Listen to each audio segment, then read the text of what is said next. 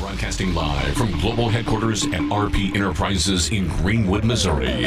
Stand by on this frequency. After 22 years of entertaining FM radio listeners across the U.S., this man is the owner and executive producer of the award-winning Heartland Waterfowl on Sportsman's Channel, CEO and founder of Dumar Chemical Solutions, and the man behind the mic of Papa Ron Radio voiceovers and production. He's the man, the myth, the legend, a global icon, future Nobel Prize winner, and of course he paid me to say all this. Really? Literally. Welcome to the Papa Ron Podcast. Here's your host, Ronnie Phillips.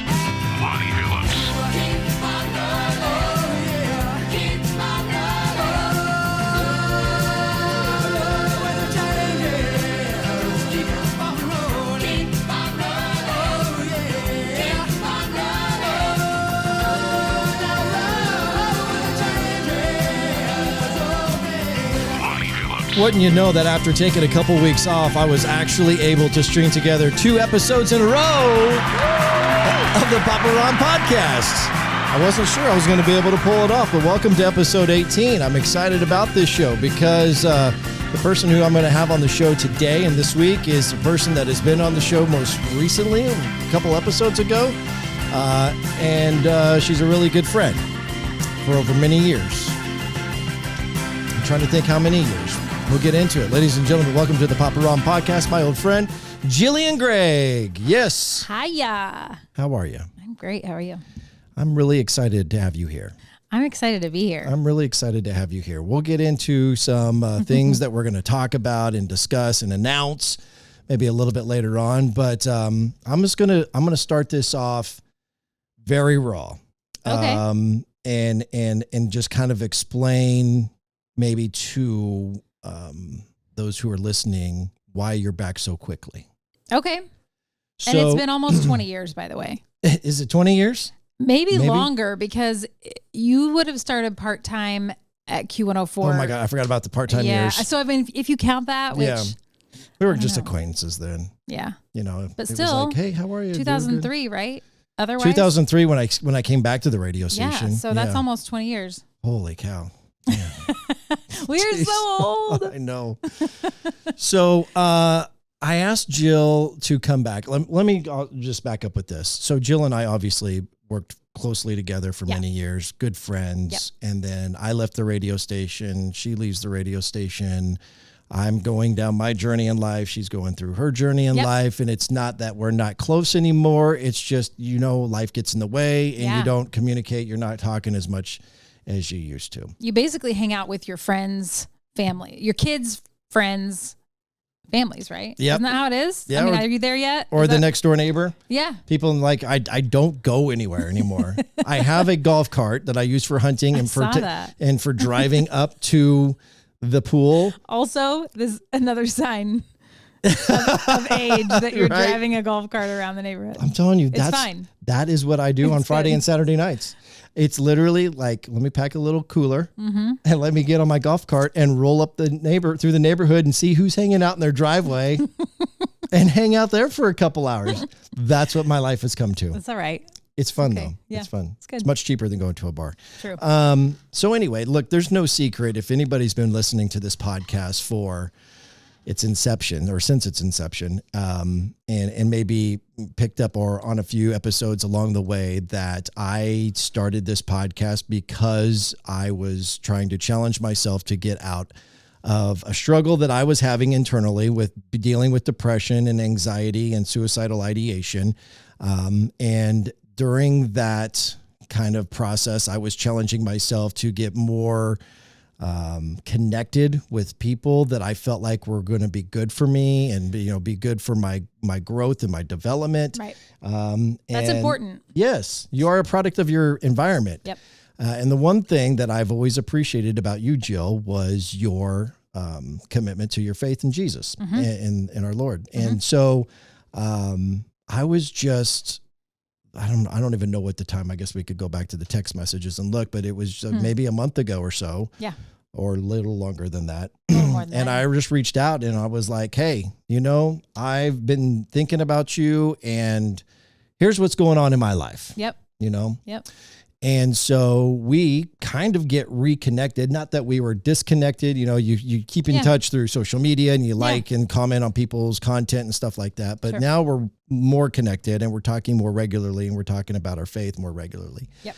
And so it was through all of that then that I said, you know what, I want to have Jill on the show and just be authentic, just be real about each other and our lives and our walk, and maybe the little stumbles that we've had along the way and talk about.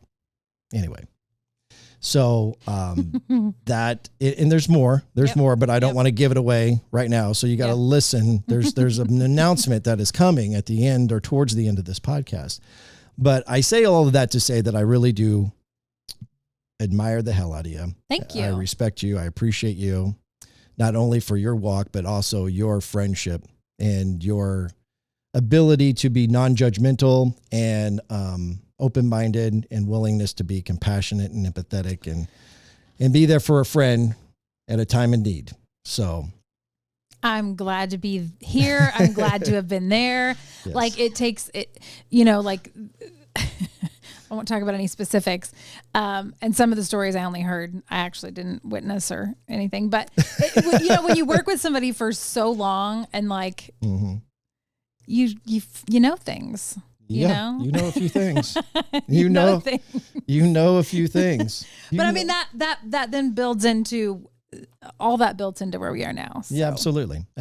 So, but I wanted to bring you in because I know obviously from the time that we've worked together that you gee almighty, you did a morning show on Q104 for ever. I mean, that had to have been Forever. at least 15, 20 years. Wasn't it 15 years maybe? I mean, altogether, yeah, probably. Yeah, that's what I'm saying. Yep. Because I was there for 10 and you were doing it before I got there. Yeah, I started on and the doing morning it show, still after I left. Yeah, in 99. Okay. Technically 98 was when I filled in on the morning show for the first summer. Okay. It was like a maternity leave thing I was filling in for. But then I left when my oldest was 2 and I was gone for a couple years and then I came back and had another kid. And then I always stayed on part-time and filled in and did stuff. And I was always, part of the team, but, and then, I left for good, almost 3 years ago. Right. Yeah. Hard to believe that it was already Crazy. 3 years ago. I So know. let's dive into the life and times of Jillian Gregg. Oh my gosh. And if anybody's listened to the show, I really try to challenge the guests to get below the surface, pull back the curtain and show us who you really are, Jill. So, Okay. This is biography time. Where is Jillian Gregg from? Holden, Missouri. Oh, really? Mm-hmm. Okay. So you haven't left. I mean, I lived in Lee Summit for a few years when I was a teenager. And then the first few years that Matt and I were married, we lived in Lee Summit. But otherwise, I went back to, I would have gone, if I hadn't been homeschooled, I would have gone to Holden schools. That was my next question. Mm-hmm. I know that you homeschooled your children and was curious if you were homeschooled. Yeah, I was homeschooled. I went to kindergarten. So I had 1 year of real school. That's what my kids call it. Did you were homeschooled all the way through 12th grade? Yeah. Wow. Yeah. Wow. What did you, and so that was the inspiration behind homeschooling your kids or what? Yeah, so what's your opinion of that? Why do you choose that over? Well, and to be just completely clear here, I started out homeschooling all my kids. 2 of my kids are now in public school. Oh, so my 2 older kids, one's I just about said sophomore, junior.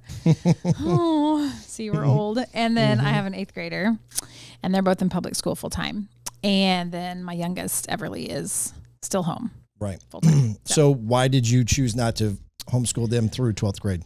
Oh, I don't think I'm smart enough. I don't think I ever thought I would. Like if you had asked me 5 years ago, 5 years ago, junior, yeah. Or maybe 6 years ago, if you'd have said, okay, look in the future, you're going to have 2 kids in public school full time. I'd be like, no, I'm not. And now I don't know what I thought I was going to do because I had already said I'm not learning algebra again. I have zero desire. I'll get a tutor. I don't know what I'll do. Right, I'm not doing algebra again. So I kind of joke about not being smart enough, but it really was kind of like I'm I'm not doing that. But it was basically, I actually don't know why I let Charlie start going to public school part-time. For those who don't know, Charlie's her oldest. Yeah, Charlie's, it's a girl, Charlie girl. I don't know. She like had started playing softball like in summer rec leagues around, so she had friends that went to school and she was wrestling, and like she's always been so social, and she's always my kids all wanted to go to public school, from the time they could, because they've all had friends in public school. I just want to go to real school, Mom. I just want to go to real school. So she wanted to do that. And a friend of mine who doesn't teach in Holden, but teaches in Lee Summit, she's like, well, I think you can like send your kids to public school, like for like elective type classes, like art and choir. Like if you still want to do because I just wanted to do like a faith-based curriculum. So I wanted them to be learning history and science, and it all be centered around God, not like, okay, we'll talk about creation, but then that's it. And we're not going to, she's like, I think you can send them to like take choir and art and the classes that are, you can do them at home and you can do them in groups with other homeschoolers, but it's just kind of hard to do. Yeah. And so I was like, I don't know. Anyway, checked into it. I was like, they're never going to want a homeschooler to come into the public school. This is not going to work. I'll ask. Anyway, it worked. It happened. Then she wanted to wrestle for the middle school. Okay. Back up. Sorry. Yeah. No, I just wanted clarity. When did Charlie start? 6th grade. 6th grade. Okay. Yeah. So wow, grade. I thought she was even later. Yeah. 6th grade. So she was just going, at the time I was still working on the air every day. So she would ride the bus to school in the morning and then take like 3 hours of classes, and I would pick her up. Like as soon as I got off the air, I left to go pick her up at 10:30. And then she'd come home and do like, all the core classes, history, math, science, all that stuff. Yeah. And then 7th grade came and we were going to do the same thing. And because again, I'm still thinking algebra's coming. So if this works out, we'll be doing math at public school. Yeah. And then it got to be 7th grade wrestling season, which is like end of October. And the school's like, well, yeah, you have to be enrolled at least 80% to participate in school sports. And I was like, ugh, like that's basically everything but 2 classes. So I'm like, okay, fine. I should have just been like, go. But I had all the books and curriculum. So I think she did math and science at home. Everything else was at school. Okay. Just because she wanted to wrestle. And then from there, by 8th grade, she was full time. And gotcha. Yeah. So anyway. So what was and I don't know how to ask this other than to ask it. What was it? I don't know how to ask it. Just ask. Why were you so hell bent on not putting your kids in public school and homeschooling them? Well, lots of reasons, I guess. I mean, I think the biggest reason was because I did want to have them in a faith-based curriculum. I liked having them home with me. Like I liked having that. I liked being the influence, right? The main influence, and having control over like what they're learning and what they're reading about and how that is influencing them. And there's like so much, I think this is probably more true, and I'm not bagging on public school. My kids 2 of my 3 are in public school. Like I'm good with it, but like elementary wise, like, and even older, like there's a lot of wasted time in school. And so I'm like, I only have so much time with my kids. I want that time. Yeah. So having them gone, like I don't want to be helping them with algebra. Yeah. But I also miss them. And of course, because I had them for it was such a huge change to have them all the time. But naturally growing up as a homeschooled child, that's where the inspiration came. Was there? Yeah. And my parents did the same thing. Like so I went to kindergarten in public school. My older sister, went through 6th grade public school. And I think, and I should know this because it's my own family and my own parents, but I think there were some things being taught in elementary school that my parents didn't think were appropriate. And so that's why they pulled us out of public school and decided to homeschool, which this was back in 86. I was going to say probably mid 80s. 85, 86, yeah. Which this was like when we would go to Walmart or something if it was during school hours, because we lived out in the country too. And so in order to like we couldn't just run to the grocery store. Mm-hmm. We would plan a day and go to Walmart and the grocery store and the bank and run all the errands in one day. Sure.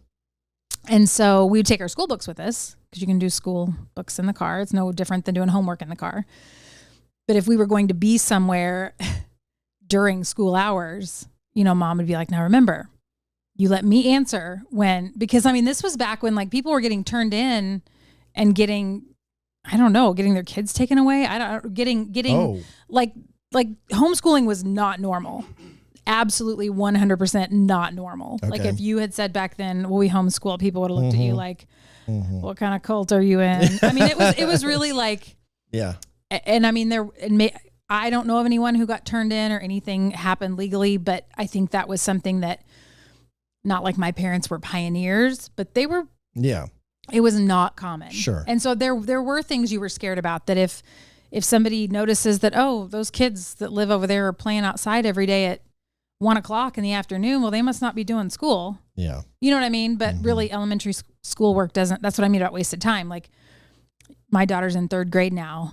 Her schoolwork can be done by lunchtime if you just do it. Yeah. You know what I mean? Yeah, just do it and get it done. And, exactly. And so, you know, it was like, mom was like, if you're playing and somebody drives in the driveway and you don't know who it is, just go in the house. Yeah. And I mean, I don't know what she thought was going to happen or what we thought was going to happen, but it was definitely a different time. Yeah. But yeah, that was normal for me. So it was normal to homeschool. My older sister homeschooled her kids. So it was a little bit of like, that's what I'm supposed to do. Gotcha. You know what I mean? Yeah.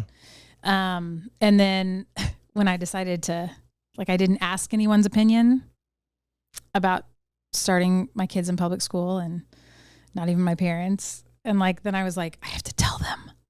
I have to tell them. And that was I hard? felt like a kid. Yeah, because I didn't know what they would think. You know, like I felt like it was going to be a disappointment, I guess. Was that fair to yourself? I don't know if it was fair or not. Well, but I guess true. They were disappointed? I don't know that my mom was, because I have a niece who was already in public school, and so she was kind of like, I don't know, at least warmed up to the idea, I guess. Okay. Okay. My dad's still not a fan of public school. Gotcha. So, but I mean, he never said like, I'm so disappointed in you, you know, right. He was like, why would you do that? Like, what's that about? You know? And I just, well, she wants to be with her friends some and take these classes that how am I going to teach her choir? Yeah. I mean, you can sing. You know how to sing. Right. Yeah. She hears me sing all the time. That's choir. Yeah, exactly. That's the class. So anyway. Interesting. Yeah. So you don't have any regrets then with deciding to go ahead and put your kids into public schools earlier than you had originally planned? No, and it really wasn't that it was originally planned. That's what I mean. If you had said a few years ago, your kids are 2 of your 3 kids are going to be, I would have said, no, my kids aren't going to public school. What I'm saying. The plan was that you were going to go through 12th grade, right? Yeah. Yeah. So that's the question. Oh, okay. Yeah. So no, I don't think so. I think it was meant to be. I think that's what was supposed to happen. Because I kind of fought it. I kind of fought like when the friend suggested it, I had this inside me going like, that's what you need to do. Yeah.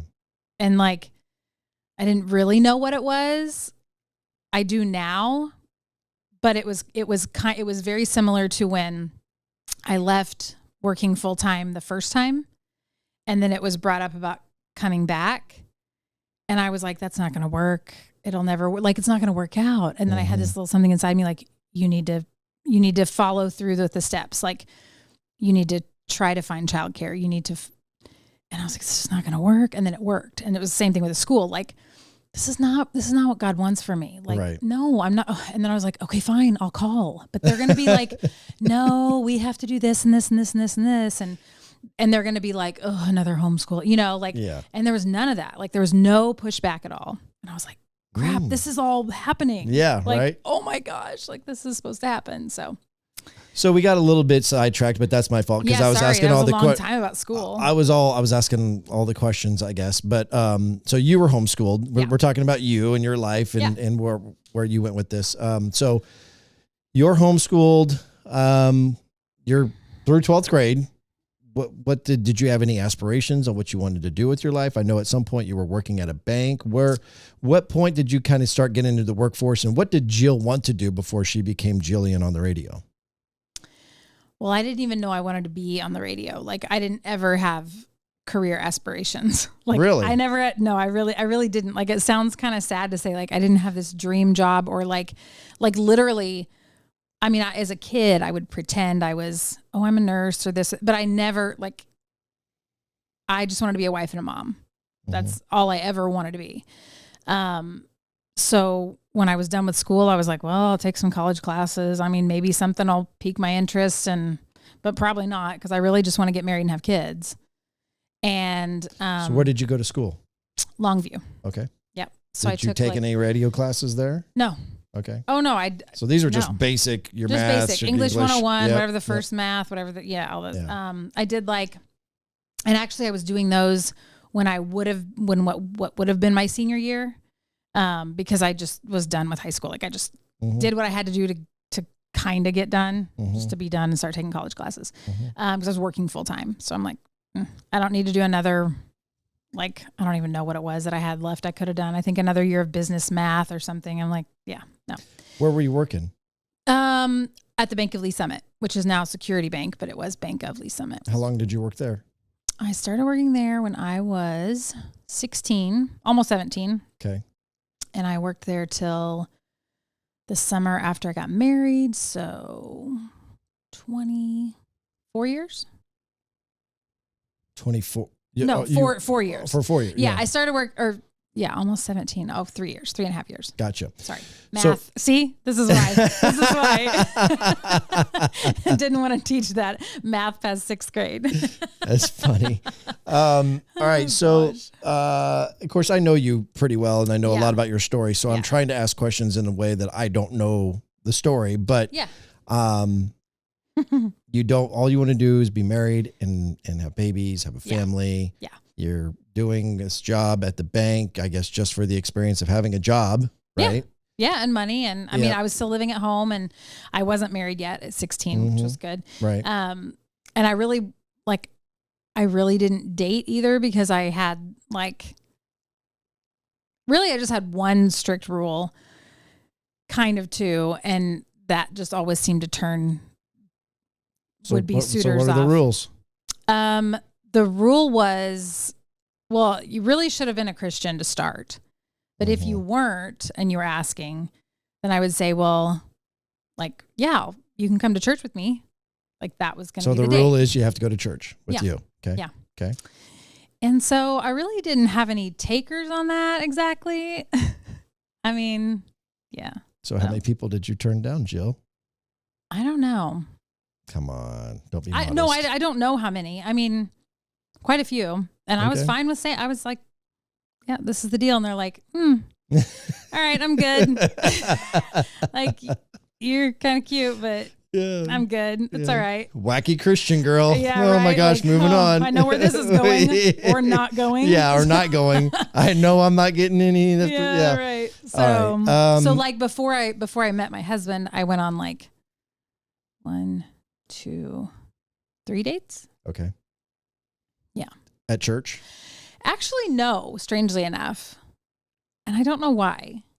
Guess you broke your own rule. I guess I broke my own rule, because they were friends of friends that I already So you kind of trusted. So I kind of trusted that, okay, maybe, but yeah.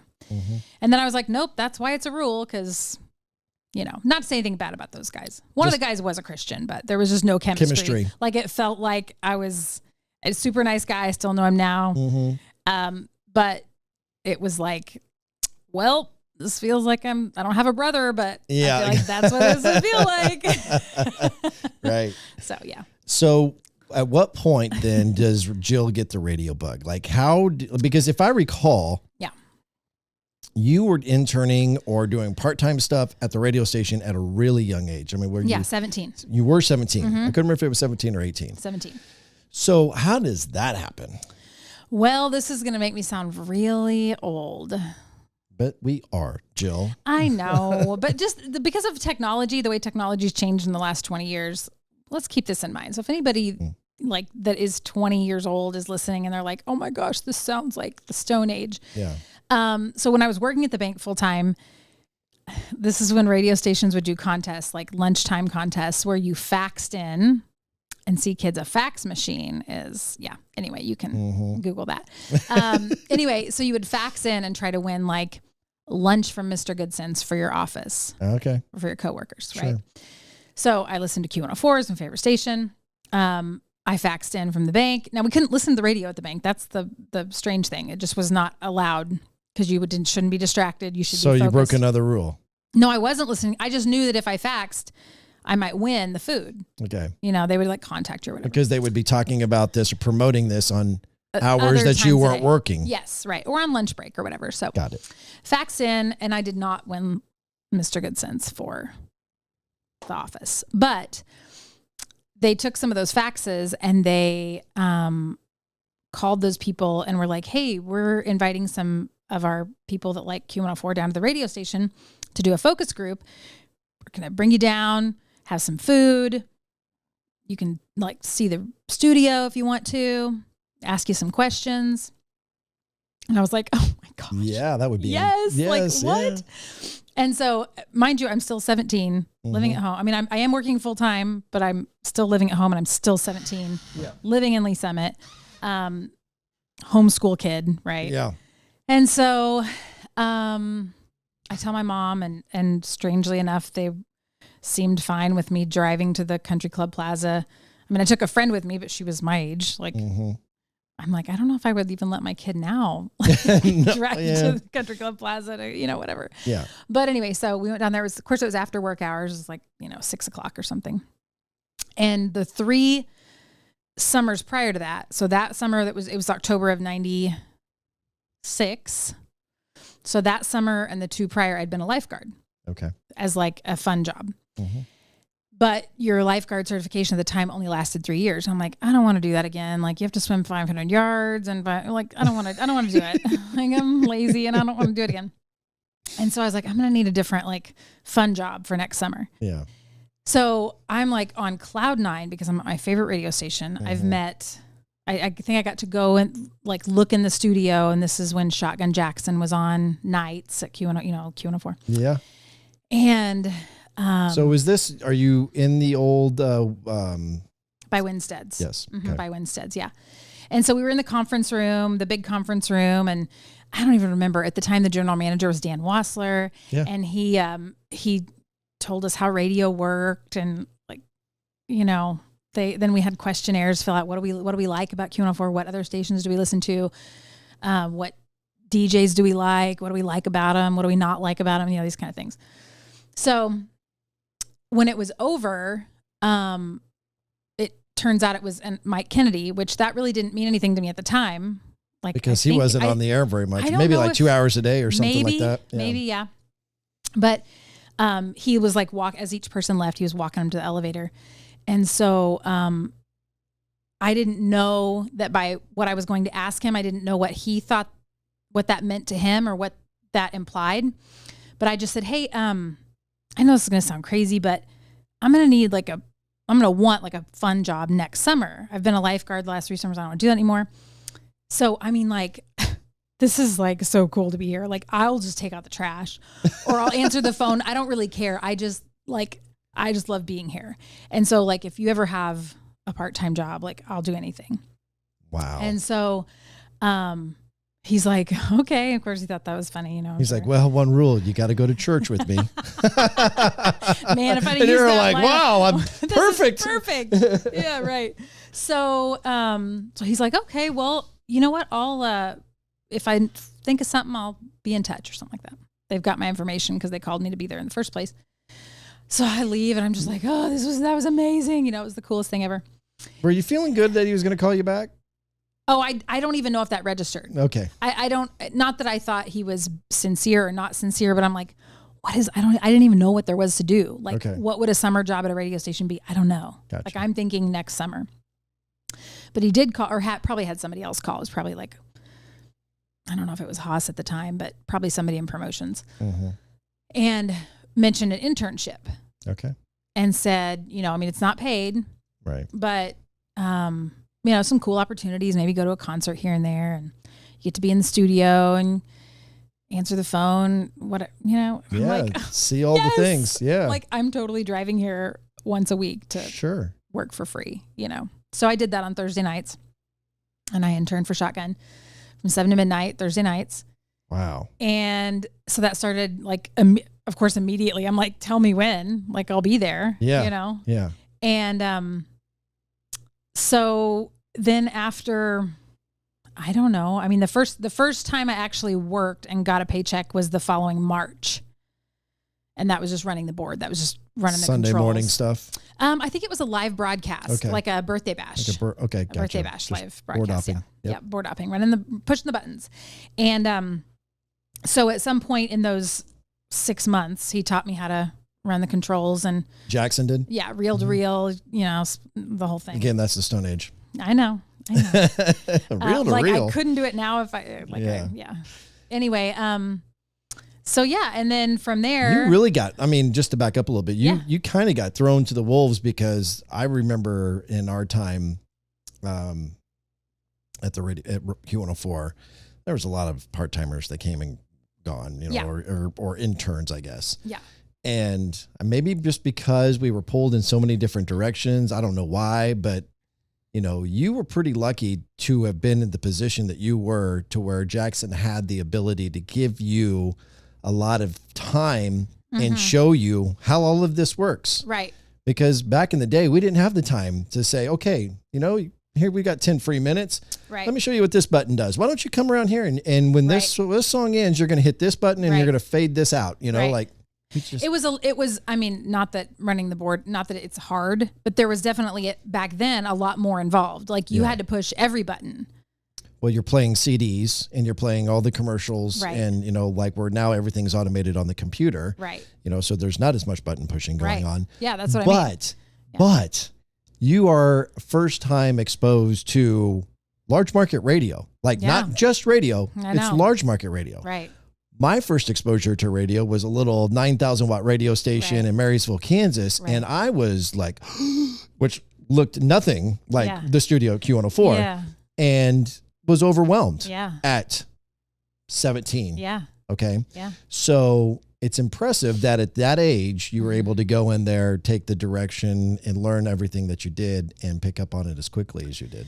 Yeah, I suppose. And I guess, I didn't really know at the time, but all that meant something, like the fact that I was like, I'll do anything. And that's not anything, by the way. Keep your intern jokes to yourself. Just as long as you're going to church. Keep your intern jokes to yourself. But that I was passionate about it, and that I would be there when I needed to be. So if he said, hey, my Tuesday night intern can't be here. Okay. Yep. Sure. I'll, because I loved it that much and thought it was so cool. And and it was his idea to show me how to do things. And then I was able to do them. And then I guess he was like, well, if you want to try to be on the air, then, you're going to need a name and you're going to need to know how to do that and be comfortable doing that. And he gave me my first pair of headphones, and then somebody stole them. And from the studio? Yes. What? Yes. So it was either somebody that worked in the building or a cleaning person. I know. Heartbreaking. I just really appreciate the fact that Jaxon poured that much into you. Oh my gosh. In the beginning. That is so cool. I know. Crazy. And there was, I remember this would have been back when, and I'm not trying to make this about me, but just kind of along the same lines, working for Mike Kennedy's station in Manhattan, Kansas, that Haas Michaels then was the program director for. Right. And I remember having conversation with Jaxon, anyway, he was my mentor. He was the guy that I looked up to, oh my gosh, he is so good. Yeah. And the way he does the bits and talks on the air and he communicates with the passion phones. Yes. I was enamored with Shotgun Jeff Jaxon. Right. And, I remember him kind of taking me under his wing and, offering me suggestions and not being arrogant or egotistical about, I was me goobering all over him. Yeah. But then he was the same way, when I came back and started there full time. Yeah. So anyway, I digress. I just really appreciated the fact that he poured into you and he did the same for me. Yeah. No, he's great. He's still great. Yeah. So then at some point he's telling you got to get a name, you got some headphones, you got to figure out how to not just press the buttons, be able to press the buttons and talk at the same time and sound good doing it. Yeah. So how did you get the experience doing that? Was it coming up after midnight and just doing a couple hours or yes, it was definitely weekend nights from like I'd be running my shift would be midnight to 5 a.m. or midnight to 6 a.m. But the time on the air would just be like 2 a.m. to 4 a.m. or 1 a.m. to 3 a.m. just because obviously not many people listening. So are you having a lot of communication with Mike Kennedy about this, or is this pretty much just Jaxon? You are working with Jaxon. Jackson's telling, hey, we ought to throw this girl on in the overnight or whatever, and Mike's giving him the okay, or how? I don't know what again, because all this was happening and it was like, it wasn't like it was unbelievable. Like I didn't know the process. Like you would have known the process, and like you looked up to him because you were already interested in radio. Right. I was just like, this is so cool. Yeah. like it was all just like, whoa, like what is happening to me? Like this is not real life. Sure. And so I have no idea if like what their communication was. So you had no desire to even be on the air. You just liked being there. I just liked being there. I mean, of course, when he said that, I was like, okay, I'll try. I don't know. Yeah, sure, I guess. And so he's, at the time you had like a cassette tape and you would put it in the like skimmer thing that would, so you could have an air check tape so you could like listen back to it, which is just still dreadful to this day. Like I will not want to listen to this. I almost asked you to bring one. I almost brought you. I have, if you've ever listened to one of the, I once in a while will do a feature called Ronnie's Radio Rewind. And because we kind of put this together late, I meant to ask you to bring something. Oh, I have some. I do. Well, maybe somewhere down the road. Maybe somewhere down the road. But yeah, I still don't like hearing. Like I still don't think I have a good voice. Like I still it's crazy to me. Like anyway. That's silly. So I don't remember. I think the first shift I worked, I think it was October. So October started internship. March started running the board, and then on the air the following October. Which would have been 97. Is my math right? October 96. Yeah, 97. Wow. Yeah. And then all this time I'm working at the bank. I actually had some other jobs. Like I was like, I'm going to waitress because I'll be good at that. And then I was not good at that. I thought I would be a great waitress. Let me just real quick. I thought I'd be a great waitress because my dad, who I love dearly, is very demanding of waitresses. And I don't mean that in a bad way. He's not rude, but he's like, he will down a glass of iced tea before she's even back to the kitchen. And not to be difficult. Like, it's not like, I'm going to drink all this tea and see if she comes. He just does. You know what I mean? Thirsty guy. Yeah, thirsty guy. So I was like, I'm going to be so good because I've seen, my dad, like, and he expects good service. And I don't know. I was not, I guess, a good, I always made way less money than everybody else. So that didn't work out, which is fine. How long did you do that? Oh my gosh. A few where months. did you do that? A few months at a restaurant in Lee Summit that was called Anna Lucia's. It was an Italian restaurant. And it's where it was Mojo's, and then it was Jerry's Bait Shack. And now it's like, or maybe it is Jerry's Bait Shack now. No, they changed it. Cork and Fork. You're talking about that place in downtown Lee Summit, right next to the railroad tracks. Yeah. Yeah, it's not Jerry's anymore. I don't know what it is. Jerry's Bait Shop, I think is what it was called. But I think it's changed to something else. But it's a bar. Yeah. So anyway, that was not a good deal. But anyway, so October of 97 would have been like when I first started doing those like mini overnight shifts. And then I guess I was okay enough to put on like a full weekend overnight shift, like midnight to 5, And anyway, so did you have to turn in your air check to Mike for him to listen to actually give you the? Or I sat with him. I sat with him a couple times. And then he critiqued you. Yeah. Okay. That was. How intimidated were you with that? I mean, I would be more intimidated to do it now, honestly, than I was then, because again, I'm not even knowing how cool what I'm doing is. Yeah.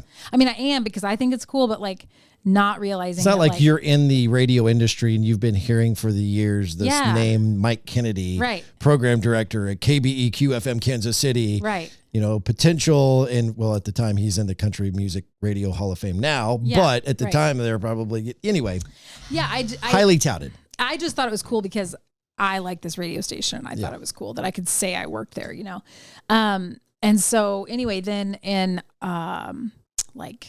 May of 98, the girl that was on the morning show at the time, so this was Randy Miller morning show. Kimberly Ray was the girl. She was going on maternity leave. And so they called me at the bank where I was working full time and said, and it would have been at the time, Misty Monday was calling to say, that's right. I forgot about her. Said, hey, Kimberly's going to be going on maternity leave. We need somebody to, come just fill in her maternity leave to do traffic. And I was like, oh my gosh. I said, well, I work full time. I can't do that. Like my bank hours were either 9 to 6, or if I opened, I was 7 to 5 or, whatever. And so I said, oh, that's amazing. But I can't, I can't not do my full-time job. And she's like, okay, I understand. And so I hang up the phone, and this girl, I wish I could remember which girl it was. It would make the story so much better. But one of the girls I worked with said, what was that about? And I told her, and she goes, you can't not do that. What are you thinking? Yeah. And I was like, well, I can't be there till, they're on the air till 10. Even if I'm just doing traffic, I wouldn't be here till 9, if the last traffic's at 8:30 or whatever. Yeah. She goes, you cannot at least not try. You have to go ask our boss here if they would change your hours and let you do the latest possible hours every day. Wow. You can't not ask. I was just going to not ask because I'm they're never going to do that. Right.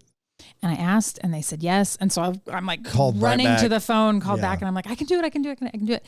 And so that's what I did. And that was basically over a summer of 98. So again, thrown to anybody who knew or remembered Randy Miller, that was, yeah. We'll get into that in a second, but I am curious. I'm curious did you ever years later and be okay, I've got a little better understanding of how this whole radio thing works and all the different people and the industry that and in the market that you could have called any TV personality that could have came in and filled in. Did you ever figure out why they picked the 17 or 18-year-old kid? No. I mean, you never asked? No. Really? No. I mean, maybe not at the time, but all these years later, you never were curious. Think of all the times you were gone or somebody else was gone, and you had somebody come in and fill in, and you would call, a TV radio or a TV personality or just anybody, to come in and why they chose a teenager. I don't know. I mean, I'm just surprised that you were never curious about that. I mean, it's a blessing. I'm glad it happened, but right. At some point, because I even remember people that I worked with that would make snide remarks about how I didn't I didn't really pay my dues because I just jumped right in and and boom, boom, boom. Sure, sure. And implied that there were other things involved and whatever. But, so I just always thought, well, this is obviously the job I'm meant to do. So it was just meant to be. Yeah. It didn't really matter to me how it happened. And I don't know, I didn't know Randy. So maybe it was just he's difficult to work with and nobody lasts very long with him. And so let's get the kid that will do anything and would think it was cool. That's probably what it was. That's probably what it was. I didn't think of it like that. All right, we're going to talk about that. I'm going to take a break. All right. Take a break. Take a drink. When we come back, Jillian Gregg is going to talk about what it was like to intern on the morning show with the legendary Randy Miller. I'm sure she's got plenty of stories about that. We'll dive into our time working together and so much more. It's coming up next on the Papa Ron Podcast. Attention. You're listening to the Papa Ron Podcast. Get involved with the show. Wow, really? Ask questions and leave comments or complaints. Woo! Nice. Call or text 816-558-6389. That's 816-558-6389. Now back to the show. Here again, your host. Yes! Great. Showtime. Ronnie Phillips.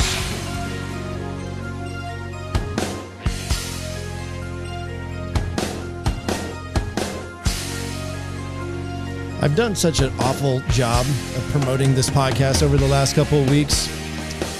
You might recall Tate Stevens was in here a few weeks ago, and it was a few days after that I had to leave for North Dakota to film an episode of Heartland Waterfowl, and then didn't do an episode for 2 weeks, did an episode last week.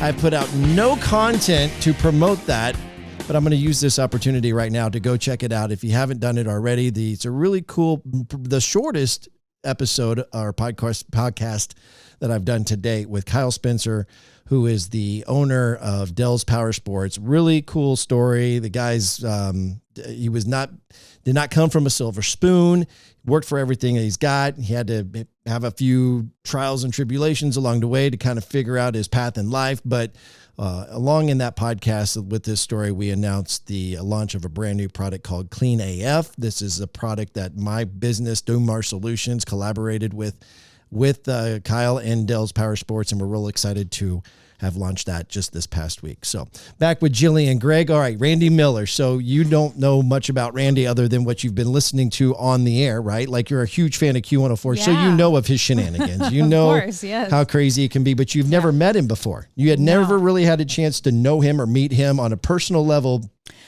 before you work with him. Right. I don't think I met him because Randy didn't really go to a lot of station events. Like he didn't do any of them.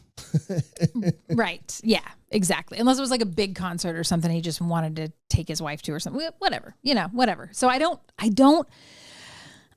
think I met him, and I wish I could remember like the first, I don't remember the first day going in. Like, I don't remember. I don't know if I was just so... You don't remember, like, him the first day, but surely you remember the emotions. I don't remember the emotions. I think I do. And, of course, because we're so old, this was before, like now, if that was happening to me, you'd be recording and you'd be, documenting it. Yeah.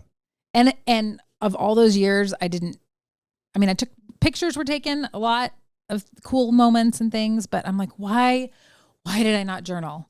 Why did I not journal of all the cool things that happened? And were you known for doing that in your young age? No, but I wish I would have. Well, it was also before a time or in a time before every cell phone had a camera on it. I know, but there was no social media. Yeah. I even just mean like actually like diary, like writing in a journal. Like we interviewed Cher today. Like, what? Like, I talked to Cher. I should have written down details, like you wouldn't know to do that if you weren't already in the process of doing it. I guess. So, how long then was Kimberly Ray on maternity leave? I think it was 8 weeks, something like that. Holy Like, it was almost a whole summer. Like, by the time I started, it was like almost a whole summer. Dang. Yeah. 8 weeks. I guess that's normal. Yeah. I don't know. My wife never did more than 3 or 4 weeks. Oh, wow. Yeah. You can't keep that girl down. Anyway, so 8 weeks is a hell of a lot of experience to do a morning show with a personality like Randy Miller. Yeah. What was it all that you thought it was going to be, or did you ever leave the studio and go home and be like, what did I get myself into? It was all I thought it would be. Of course, it was amazing, but I already knew that he was difficult. Like I kind of already knew that, so that wasn't a surprise. You're trying real hard to communicate this very carefully. Honestly, some of it is a memory issue too, because I don't know when this started. It may have started because of Randy, and I'm not saying that like it's a bad thing, but I have I have an issue, a problem, but I don't think it's a problem. Actually, it's more of a blessing than a problem. I forget negative things. That is a beautiful thing. It is a beautiful thing unless you, for some reason, need to recall something. Okay. Like in an interview with the podcast or something. Yeah. I mean, yeah. Or like I can remember crying. Like I can remember things happening and being upset and crying. But I don't really remember. I remember one specific, but not very many specifics. And then back in 2020 when I wasn't working on the radio and nobody was doing anything because of COVID, I was just doing like Facebook Lives every day or whatever. Yeah. And so I did one with him, like a kind of a Zoom type thing. I remember watching that. And when I told my husband that I was going to do that, and I didn't tell Randy that I was going to do it on Good Friday and tell him I forgave him. But anyway, okay. When I told Matt I was going to do, he's like, why would you want to talk to him? And I was like, why not? And he's like, do you not remember? Yeah. Like, he obviously remembers the negative. Yeah, he remembers. And so I'm he like, put you through hell, huh? I mean, if Matt was sitting right here, yeah, he would say that he put you through hell. Yeah. So does Matt refresh your memory with some of the things? No. Okay. He doesn't. I don't really want him to. Like, I don't really need to remember. I don't need to remember bad things. And I do forgive him. Like, I've seen him out and about. Like, I actually, before that happened, I'd seen him out. And the people I was with was like, you talked to him for a long time. Like, I don't know what they thought was going to happen. Like, what did you say? What did he say? Like, it was going to be this, like I'm going to go over and scream at him. I don't know, but I don't remember what I need to scream at him for. Well, there were times through the years, even after Randy was, I guess I'll say, let go from Q104, that you guys would run into each other, or he would call into the show. You guys would, it's not like you interned for him for 8 weeks. There, all of a sudden you're gone. And then you had no relationship with this guy ever again, no conversation with this guy ever again until 2020 when you do a Facebook Live. So I filled in maternity leave. So then Kimberly came back, of course, at whatever the end of the summer was. But then in February, she was like, I'm done. She left. Right. And so they called me back. And I did ask then, I'm like, whose idea was this? Because I wanted to know if I was wanted back. Right. And who I was wanted back by. I did know then. Yeah, yeah. And I forgot all about this. Supposedly Randy wanted me back. So, but I was working full time at the bank, and I was like, and then this is now like 99. So this is like, I'm going to be married in May. And so I said, I got a lot going on right now. Like, this is a lot. Yeah. I would love to. And I started, I don't know the exact date, but it was April. It was like 3 weeks probably before I got married. I didn't quit the bank. I was like, I'm going to try to handle both. I stayed on the bank part-time, and I think they were letting me keep my insurance or something. I don't know what the deal was now. I don't remember, but, I left the bank in July after I got married. Like, I was like, okay, this is seeming to work out. Like the radio thing, I think it's going to work at least till I get mad at Randy or he gets mad at me and whatever. So I started this brand new full-time job 2 weeks before I get married. And so I worked with him from full-time from April of 99 till January of 2002. So I worked I forgot all about that. Felt like an eternity. I forgot all like about that. At the time, that felt like, yeah. I mean, it was 2.5 years or whatever. Felt longer. Sure. Man, I completely forgot all about that. That just totally rings a bell for me. So back up just a little bit then, because we've referred to working at the bank and we've talked about Matt. I guess I do want to clarify that whole time then that you did, after you did the maternity fill-in for Kimberly, thank you. Then you were still working part-time at the radio station and working at the bank. So when I was filling in for Kimberly, I would go in, I would get there at a little bit before, probably 5:30. And then I would leave as soon as the last traffic report at like 8:25 or 8:30. And I would drive to Lee Summit to go to work at the bank, and supposed to be there by 9. And most of the time I made it unless there was a traffic issue or whatever. And then work 9 to 6 every day at the bank. And then we had like, I think 1 Saturday a month off or something like that. But you know, you were like not 8 to 12 or whatever on Saturdays. So I did that for put in some hours that summer. Yeah. It was great. I mean, you loved it. It was a dream. So let's stop talking about radio for just a second because I think it's important to talk about Matt and how you met Matt. And so I know the story, but I'd love for you to explain it. You know, Matt is he's the first love, right? And the only love. And first everything. Yep. Not first date. I'm going to have 3 other dates before that, but so 4th date, first everything else. So did you, well, first of all, tell the story about how you and Matt met. He was a customer at the bank, drive-through customer. And always, I don't know why he always came to that particular end of the drive-through where I was. Now, like always, it just happened to be that's where he was, and that's where my station was. And he knew, so he was best friends with a guy whose sister I worked with at the bank. Okay. And they were best friends all through high school. So at this time, like he asked me out on February 13th, 1997. So I was day before Valentine's Day. Okay. How old was I then? 79 I would have been almost 18, right? Yeah. I would have turned 18 that May. Yeah. So anyway, 17 years old. He's 20 at the time because he's 2.5 years older than me. Anyway, so he knew this guy and I thought he was cute. He came in every Friday, like, 4:00, 4:30 because he got paid on Fridays and wants his money. Yeah. Bring his check to the bank. And, so he would talk to my friend that I worked with, coworker. And so when he would come through, I'd be like, hey, your friend's here. Your friend Matt's here. And she might come over and say hi, or she might not. And he would come, the way he would come to the window, it was like you drive towards the window and then you turn and drive in front of all the windows. Right. And so, he would always turn and like smile and wave. And I'm like, oh my gosh, he's so cute. Mind you, he can only see me from like here up, Yeah. So he didn't know what he was getting into, I guess. But anyway, so I guess I said to her, I said, he's really cute. Like, I mean, do you know if he has a girlfriend? And she's like, oh my gosh, absolutely not.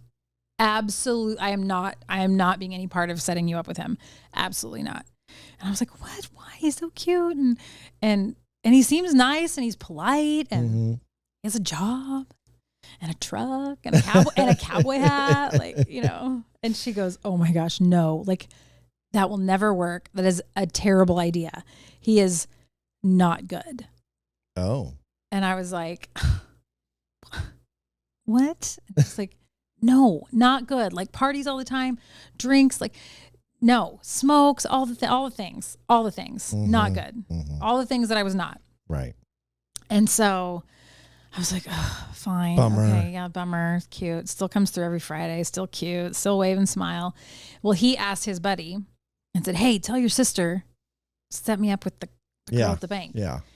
And so he talks to his sister, same girl. And she's like, absolutely not. She's good. And he's not. No. And so she really wouldn't be she was like, I'm not going to be in the middle of that.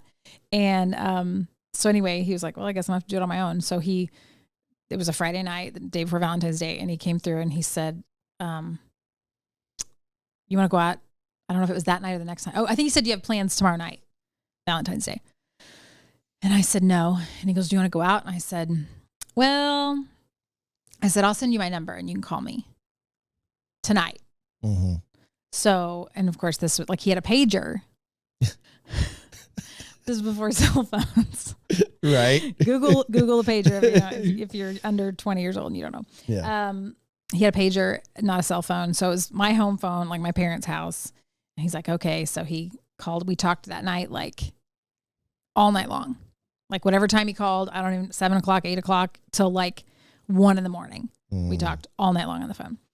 And then same thing then Saturday night, talked all night long on the phone. Okay.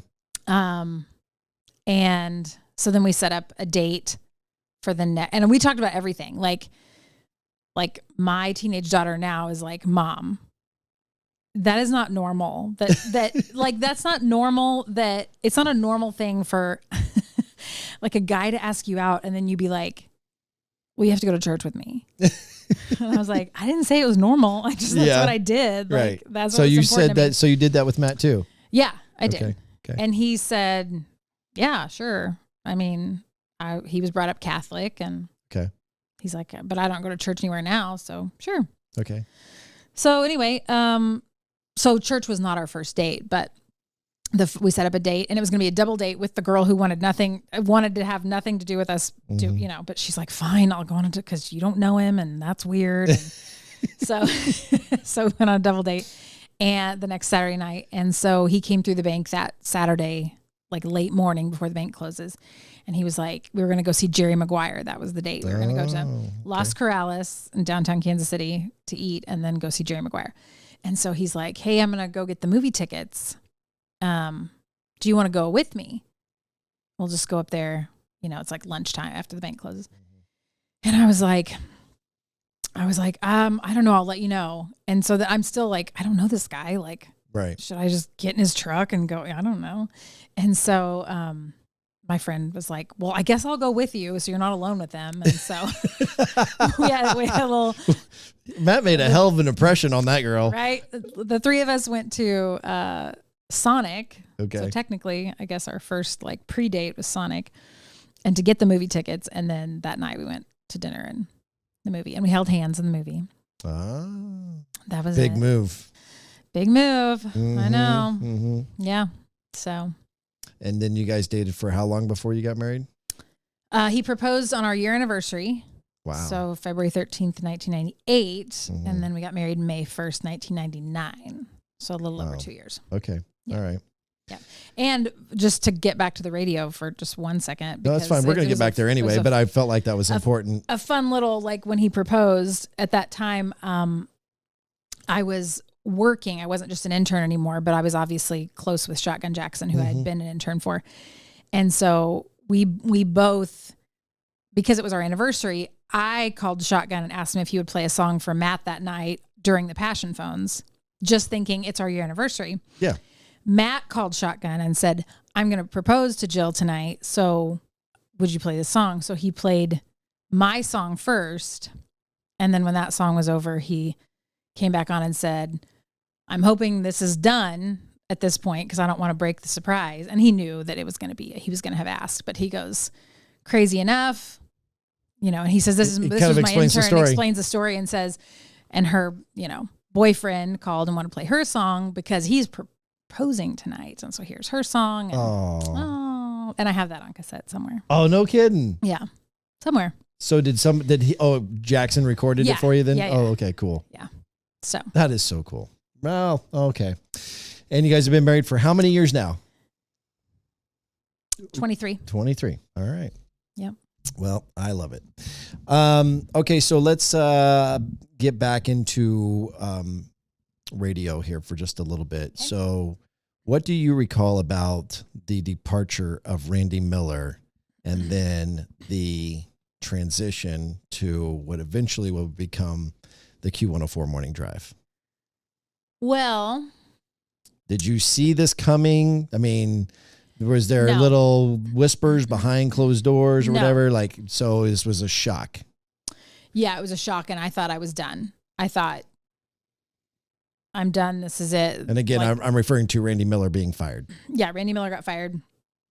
It was during, if anybody remembers the big ice storm in January, the end of January of 2002, it had nothing to do with the ice storm. That's just when it happened to be. Like, I was talking to him on the phone, looking outside at the ice. Talking to Randy? Yeah, talking to Randy. And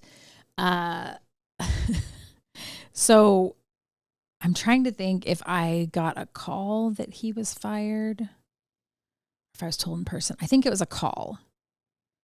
Like, I think Mike called me I wouldn't swear to that. And that's somewhat irrelevant, but I was like, oh my gosh. Like I just assumed I was done also because it wasn't just Randy.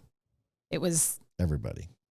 Well, no, it really wasn't. It was just Randy and Dennis, the guy who. Oh, that's right. Because there was Dave. And Dave stayed too.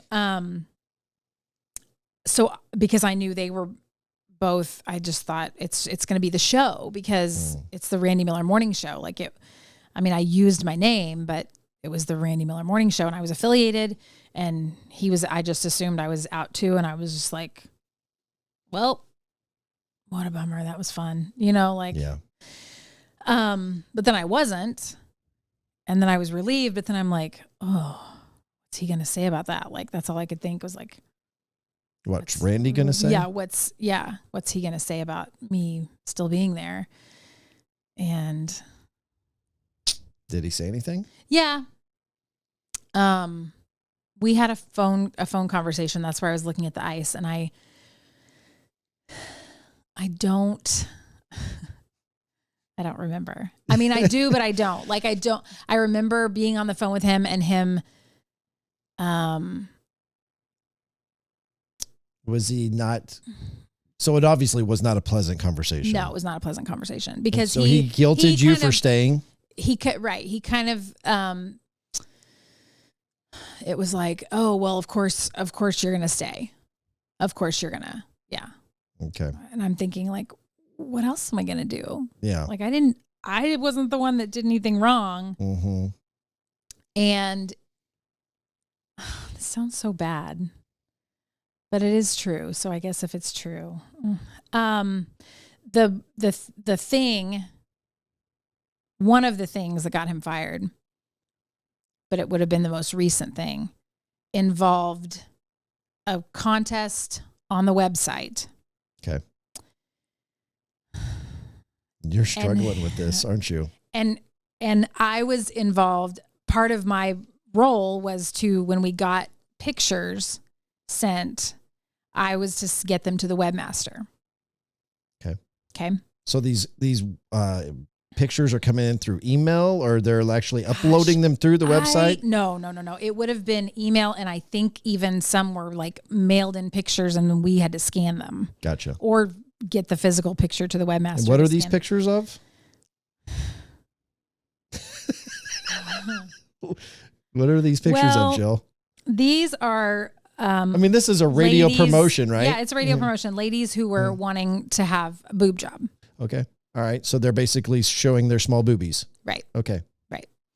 And so I don't actually, because I forget negative things, I don't really remember. I don't know something wasn't done legally properly or something. I don't know. Maybe just the photos in and of themselves. I don't know.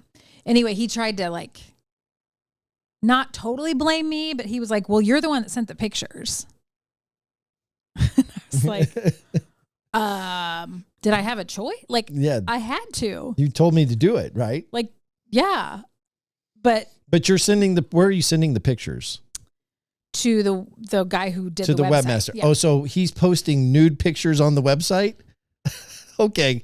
And so then people are voting on whose small boobies should get the boob job? That was the plan, yeah. Oh, I honestly don't remember how far that got. Okay. I'm not sure if and I don't know how that fell apart. Like, I don't know if like 3 sets got posted and then somebody was like, wait, take it down. I changed my mind. Like, I don't know where the problem came. I mean, It sounds pretty self-explanatory. There was probably something legal with like, waivers, and we always had waivers, but like, were they really? I don't know. Okay. Did they cover anybody for anything? I don't know. Okay. So then Randy, okay, so you guys basically have a falling out and he's guilting you for staying, which at that point you're pretty much like, okay, well, thanks for the opportunity, but I'm not going to put up with this. I'm moving on. I didn't get like, You weren't immediately brought over to be retained? Yeah. Okay. Oh, yes. But I didn't get like mouthy with him because at this point I'm now feeling like I wasn't implying you're getting mouthy. I'm thinking psychologically. You're moving on. Like you're probably a little bit upset with the fact that he's even guilting you for leaving or for staying. I mean, I was because I'm in my mind, like everything that I ever did and had to do for the show, I had to do it. Like he wasn't my boss.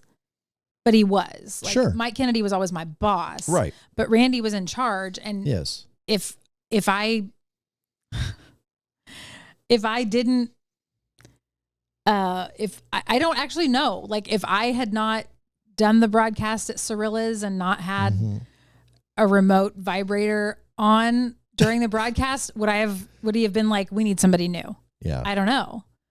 But I assumed I had to do that. I had never heard that you did that. Yeah. I also had to do the When Harry Met Sally scene at the Classic Cup on the Plaza. I did know that one. Yeah. I did hear about that one. Yeah. And I heard you performed it very well. So kudos to that. But all those things, all I'm saying is all those things, like, I was like, that was the job. That's what I had to do. And really because Randy was, he had freedom to do that somewhat. So even though he wasn't my boss Mike didn't interfere if he didn't have to. Yeah. Because that just made everything smoother for everybody else. And so in a way, I really didn't really feel like I answered to Mike at that time. I answered to Randy. Yeah. But yeah, so when he's saying that stuff to me, I'm like, I was like a kid with a parent. Like, I didn't know what to say. Yeah. And then of course, Mike assured me that like, he doesn't have any right to say that. It's on him. We want you. You were a part of that, but you don't have to be a part of that. You know? Yeah. So you quickly put it behind you. You talked about Yeah. back in 2020 forgiving Randy. Yeah. Did he ever apologize to you? Like officially apologize? I'd have to go back and watch that or listen to that I know that he kind of laughed and was kind of like, well, thank you. Like, I think it was kind of like, I wish I would have thought that we might've been talking about this and I would have gone back to listen. I don't know if I feel like it was kind of like he was surprised. Let me ask this then. Yeah. I think that you would know if he ever extended a heartfelt apology. No. He never did. That's my point. No. And even in that, I thought you were asking about that moment. Like, no. I'm saying at that moment you took the higher road and forgave him for everything that he made you feel bad about. But did he ever, even if it was on a Facebook Live or on the air or even just in private, a text message, whatever, ever issue any kind of an apology? Not even remotely close. The only reason I won't say no, absolutely not, is because if he, like he may have said something in that Facebook Live. Yeah. But obviously at that point, I don't need him to say I'm sorry to forgive him. No, like I learned. I'm just asking the question. I'm just saying, so it really wouldn't have meant any more to me if he did. I just know that he was surprised by that and kind of like, okay, like, so I'm not saying, the reason I won't say he didn't say I'm sorry, he might have said, okay, I'm sorry. Like, or right, kind of make a joke about it. Sure. Because I think he was kind of taken aback. And I didn't even intend for that to be the case. I don't actually know what I thought. Like, I didn't intentionally not tell him I was going to forgive him because I wanted to like stun him with this crazy thing. I thought I was doing it more from my background in radio of like some good content. Does that make sense? Yeah. And then like, he's going to be like, yeah, he can't, like, I forget negative things. Maybe he forgets negative things. I don't know. Yeah. Maybe he does. Maybe he really doesn't think there would be anything for me to forgive him for. Sure. But there was obviously some stuff there because Matt remembers it. Yeah. You know? Oh, there were definitely things. Yeah. So look, the point is that you had mentioned to him that you forgave him. And I was just curious if he, after all that he put you through. Not that I recall. That you recall. Okay. Fair enough. All right. So, we're going to take another quick break. All right. Okay. And then what I want to do is when we come back, I I want to talk about the evolution of the Q104 Morning Drive. And then a little bit later, I want to get into your faith. And then a little bit later, I want to make an announcement. Whew. That I'm really excited about. How much time do we have left? Yeah, my God. No, we're only an hour and 14 into this. It's all coming up next on the Papa Ron Podcast.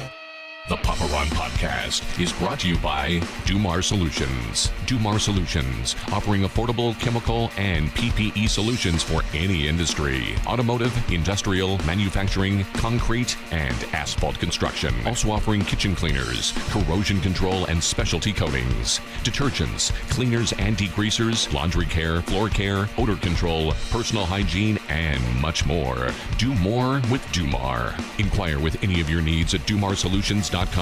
That's DOMARE solutions.com. Now back to the Papa Ron Podcast. Here's Ronnie Phillips.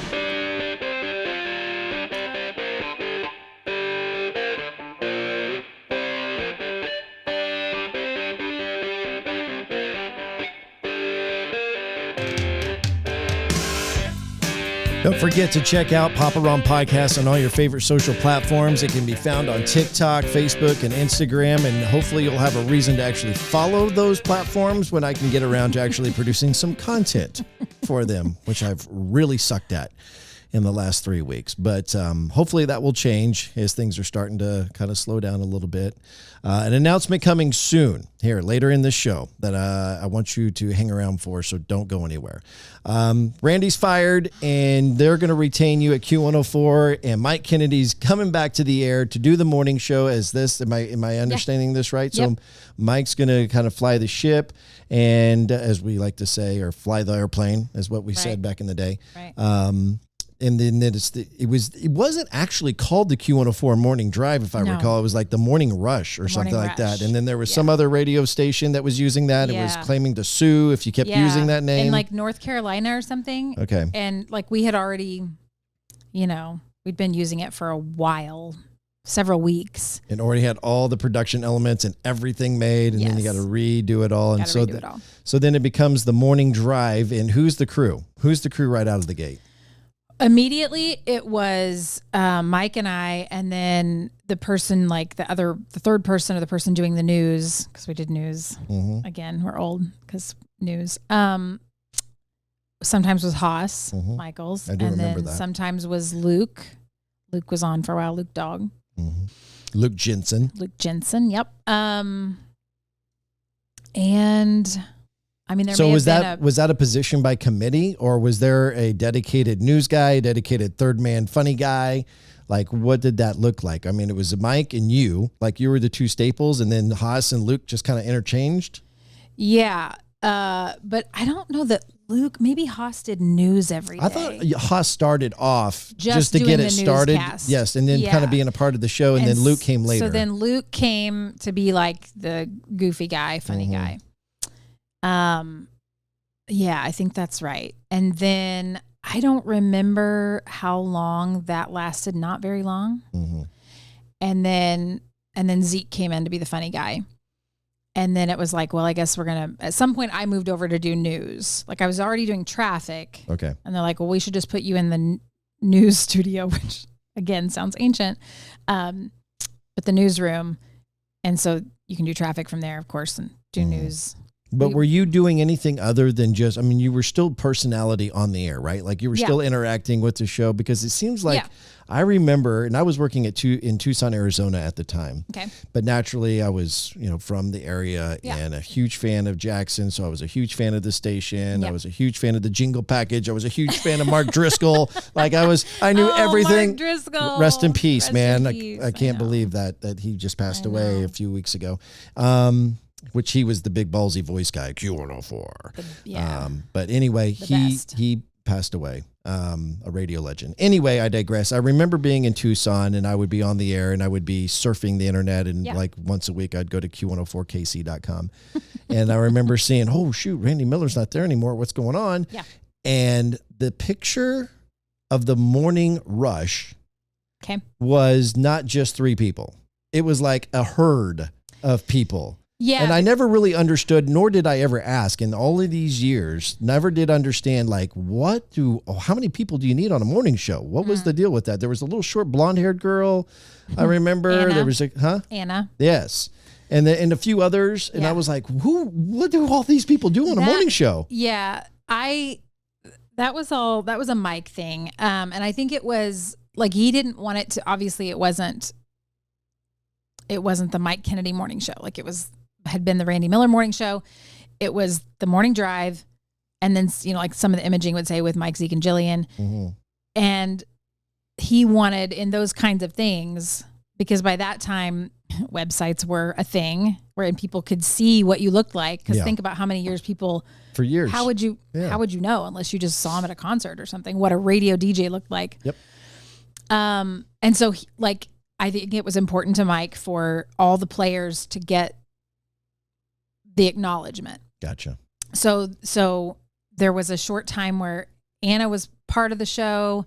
Of course, we still had Dangerous Dave. Yep. And then we had a producer who did all the behind the scenes stuff, the jingles and the parody songs and all that stuff. And his name was Brad Olson. The imaging, Imaging, yeah. And so, I know this. I know the staff pictures you're talking about. It's just like, this is the biggest morning show I've ever seen. There's like 6-7 people in this picture. Right. Anyway, and then eventually, so those people kind of over the course of time began dropping off or weeding themselves out. But the one thing that remained consistent through that time was Mike, Zeke, and Jillian. Yep. Aside from when you took your little hiatus, to have a baby and just time off, but then, ended up coming back. Yep. So, any other memories, I guess, that you can think of from that whole transition? From the transition? No, because it just very quickly changed from, and when I say very quickly, I mean within hours. I'm thinking, and of course I'm kind of stuck at home because of the ice storm, because this happened during the big ice storm. That's right. I'm thinking, oh my gosh, what's going to happen? And so because the ice was there, but we were getting more ice. And my husband was working out of town at the time too. So I was and I didn't like driving in bad weather. And so that night, what would have been the first morning that we were going to be on, not with Randy, we got hotel rooms down near the radio station. Yeah. So that we could take our time getting there, not be in any kind of morning traffic or whatever. Right. Make sure we're there on time. So we stayed up there. And then we were on, and I was just like, that was the introduction to the first show, was an ice storm, spending the night in a hotel. Yeah. Wow. Yeah. And still I'm sure I had talked to Mike at some point, but I still didn't know, I hadn't talked to him in person yet. Yeah. So was there any kind of fill-in time? Did Mike have a plan ready to go? I don't know if he got fired on a Friday and on Monday, the morning rushes. What did that look like? It was not a Friday. I would have to look back at what day of the week. I mean, it was middle of the week. But there had to have been some sort of time period where there was somebody's just filling in for Randy. He's fired. He and Dennis are gone until Mike understands what he's going to do or what this new thing is going to look like. There had to have been some sort of little time period there. Because you didn't even know he was going to get fired. So no, I didn't know. It's not like you can then the next day show up and be on this new morning show, right? Well, I mean, I showed up and did what I did the day before. It just was with Mike. And I mean, Dave was there, and then I assume I think that would have been hot. So it probably felt the same then, but it was just not branded officially. Right. And we played a lot of music. We didn't talk, Randy talked so much. Sure. It was a show. Yeah. And it was we'll play a song if we don't have something to talk about. But then it was heavy music and not addressing that he wasn't there. That was the next question. So that morning it was hey, Mike Kennedy here. And I don't think he said in for Randy, because at that point it's not in for Randy. It's just, So there was never very little talking. There was never any addressing like, hey, like we're just kind of laying low here for a second, but now I don't remember if we talked about it on the air. I mean, that was kind of the thing, and it's still kind of a little bit of a thing with radio and TV. Like if somebody leaves, you can find it now on the internet. Like you can look up or whatever, but or social media, you're going to find out one way or the other. Yeah. But I mean, back then it was like people would disappear off the radio and you don't know if they got fired or just left. And are they still in Kansas City? Did they go to Tucson? Did they? Yeah. And same with TV. I mean, that still happens with TV now. Like you'll be like, wait, where did so-and-so go? You know? So I don't think we talked about it. Eventually it came out. Yeah. And people would call and we'd answer those questions off the air, but I don't remember if we addressed it on the air. So what was the feedback like after a while when people kind of figured it out? Like they're like, okay, this has been going on for 3 weeks. Randy did not go on vacation for 3 weeks. We're like, is he fired? I mean, was it a 50-50 where like people were glad he was gone? But like, well, I mean, initially most people were, okay. Randy had a lot of listeners that didn't listen to the radio station except for him. Mm-hmm. Okay. So because he didn't play a lot of music, you didn't have to be like a country music fan. It wasn't like, oh, I just listened to that morning show because I listened to the station and I like country music and they play some country music. Like he might play a song, like 4 songs an hour. Right. But otherwise it was talking, and then they would be like, it might be a country song. Mm-hmm. Ironically, he was the first person. I heard the song "I Can Only Imagine" by Mercy Me because of him playing it on the air at Q104. Really? Yeah. And so initially, the feedback during the morning was, "What's going on? Where's Randy?" Like they wanted him back because those specific listeners, that specific time of day, were for him, not for the whole station necessarily. Some were. Yeah. And then of course it's terrible, we want Randy back, and we weren't I wasn't doing anything different, but we weren't trying to be him. We weren't trying to do the same kind of show. We weren't trying to have interview book authors and numerologists and psychics and sex therapists and all the things that so we weren't trying to do that. Not at all. No. Yeah. And then at some point, those people, you were able just to weed those people out who grew up listening to Randy but didn't really listen to the station. So they left. And then the people who actually listened to the radio station, you found really didn't listen. I mean, there was probably some. There were some. Sure, there were some. But then you basically get to start fresh with a whole new audience. Right. Yeah. And then you're off and running. Okay, so here's where I want to go next. I want to get into your faith. I talked about in the beginning of the show that I have a great amount of respect for your walk and your Christian faith. And I've been thinking about this for a while, and I'm not real sure how to ask it other than just to be, and it's probably not going to come out right, but have you ever felt like in the entire time, and I guess I'll ask it this way too, because you talked about being at Cirilla's, and then, these naked pictures that you're getting these from women's. Have you ever felt, compromised in your Christian walk with the activity that you were doing working at the radio station? Sure. Yes. How did you deal with it? Or did you just ignore it like I did? I guess I ignored it, and I guess it depends on all that you're talking about. And it could be a variety of different things, like I'm just saying, like there were times where I felt challenged and I was, anyway. Sure. For me, all that stuff was part of the job.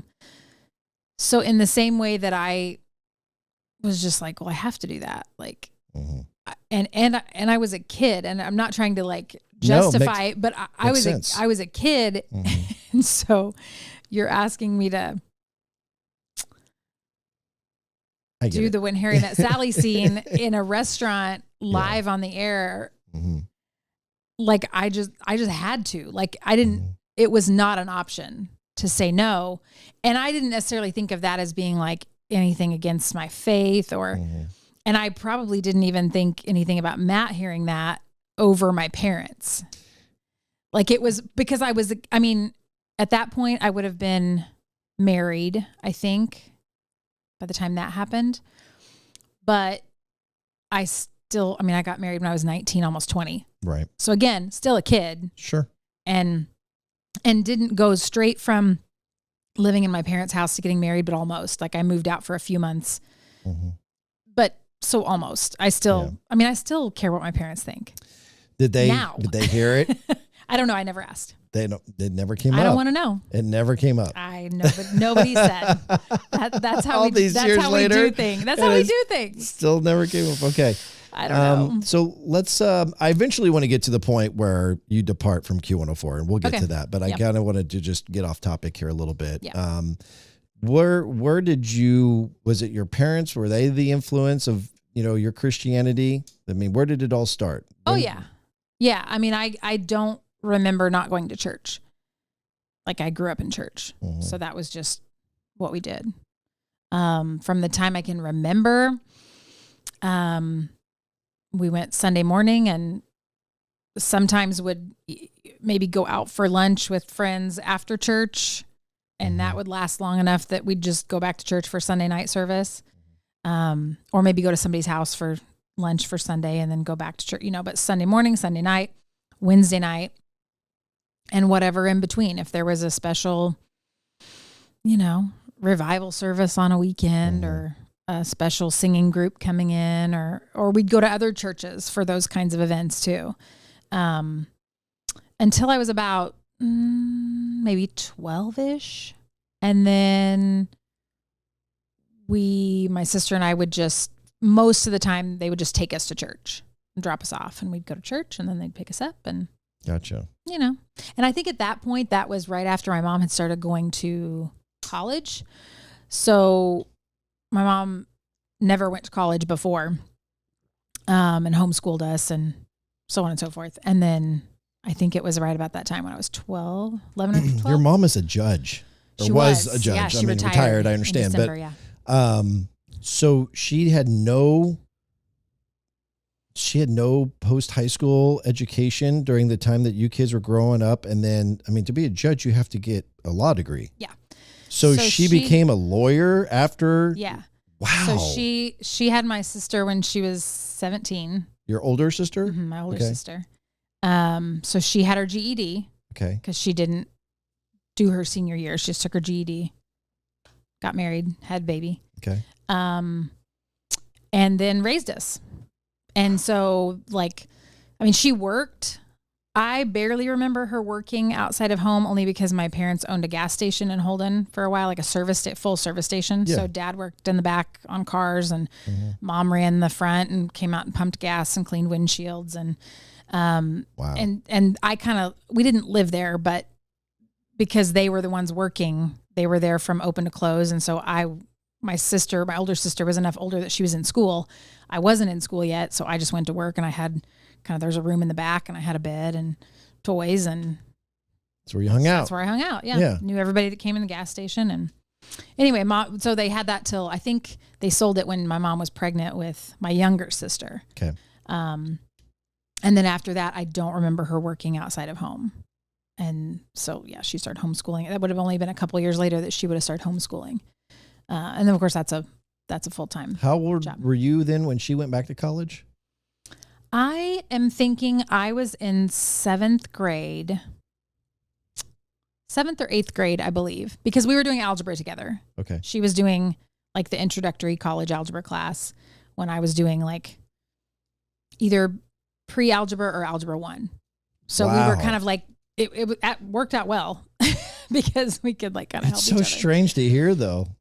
You're 7th grade doing algebra with your mom. Yeah. Who's, and it's not going back to college. It's starting college. College. CMS, UCM now, CMSU at the time. So she got her degree, I believe, in political science, and then went to law school at UMKC and got her law degree. How long did was she, we're getting off topic again. No, it's okay. How long did she go to college? I'm only asking because, you typically hear it takes about, 6 to 8 years for someone to become a lawyer. That's a good question. I'm not sure. I know she graduated law school. We had a party for her and it was winter and I determined things by my hairstyle. Okay. So, Okay. I think it was early 1999 based on my hairstyle. Okay. What would you have been doing in 1999? Because she started when you were in 7th grade. So I'm trying to do the math here. So if I was 12 or 13, that would have been like 92, 93, somewhere around there. She did the time. 92, 93. Wow. Yeah. I just think that's so cool that she, obviously got married and had a baby at a very young age and did her responsibility for those children through that time. Yeah. And then just didn't be like, she didn't give up on life. She didn't become complacent and say, oh, my time is past. I'm too old to be doing that. No, she actually had some sort of goal or desire to pursue law. Right. Maybe not to be a judge at the time, but to be a lawyer. And then just through all the course of life. And around my age, I guess, she was 55 or a little younger. Around your age now? She would have not even been 40 yet, right? She was born in 55. So 95 would have been 40th birthday. So younger than me.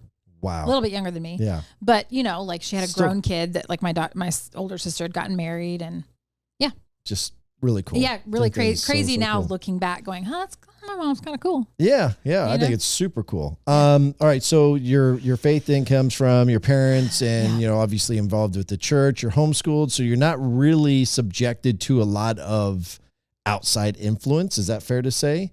Right. As far as the evil in the world? Peer pressure to do stuff and go places. And so you only know what you know when you're a kid, right? Life is pretty good. This is what I'm supposed to do. This is what church says I'm supposed to do. Like this one. Then you at some point get into the real world, and then I would think that there's some challenges. When did that? Do you recall when you had your real first challenge?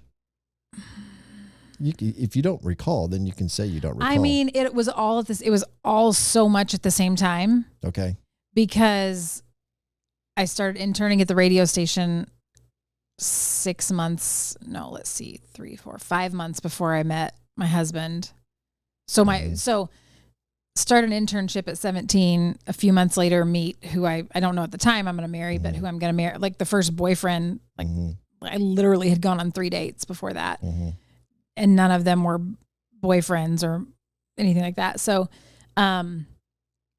all that at 17, and then it just like goes really fast from there. You know what I mean? Like it wasn't like I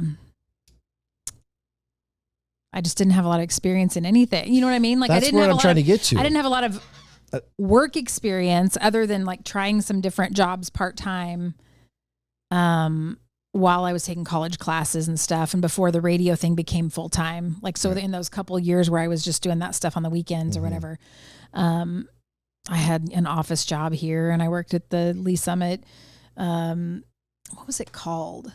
EDC, like the Economic Development Council, like right next to the Chamber of Commerce over at the train depot or whatever. I worked there for a little bit and I'm like, ugh.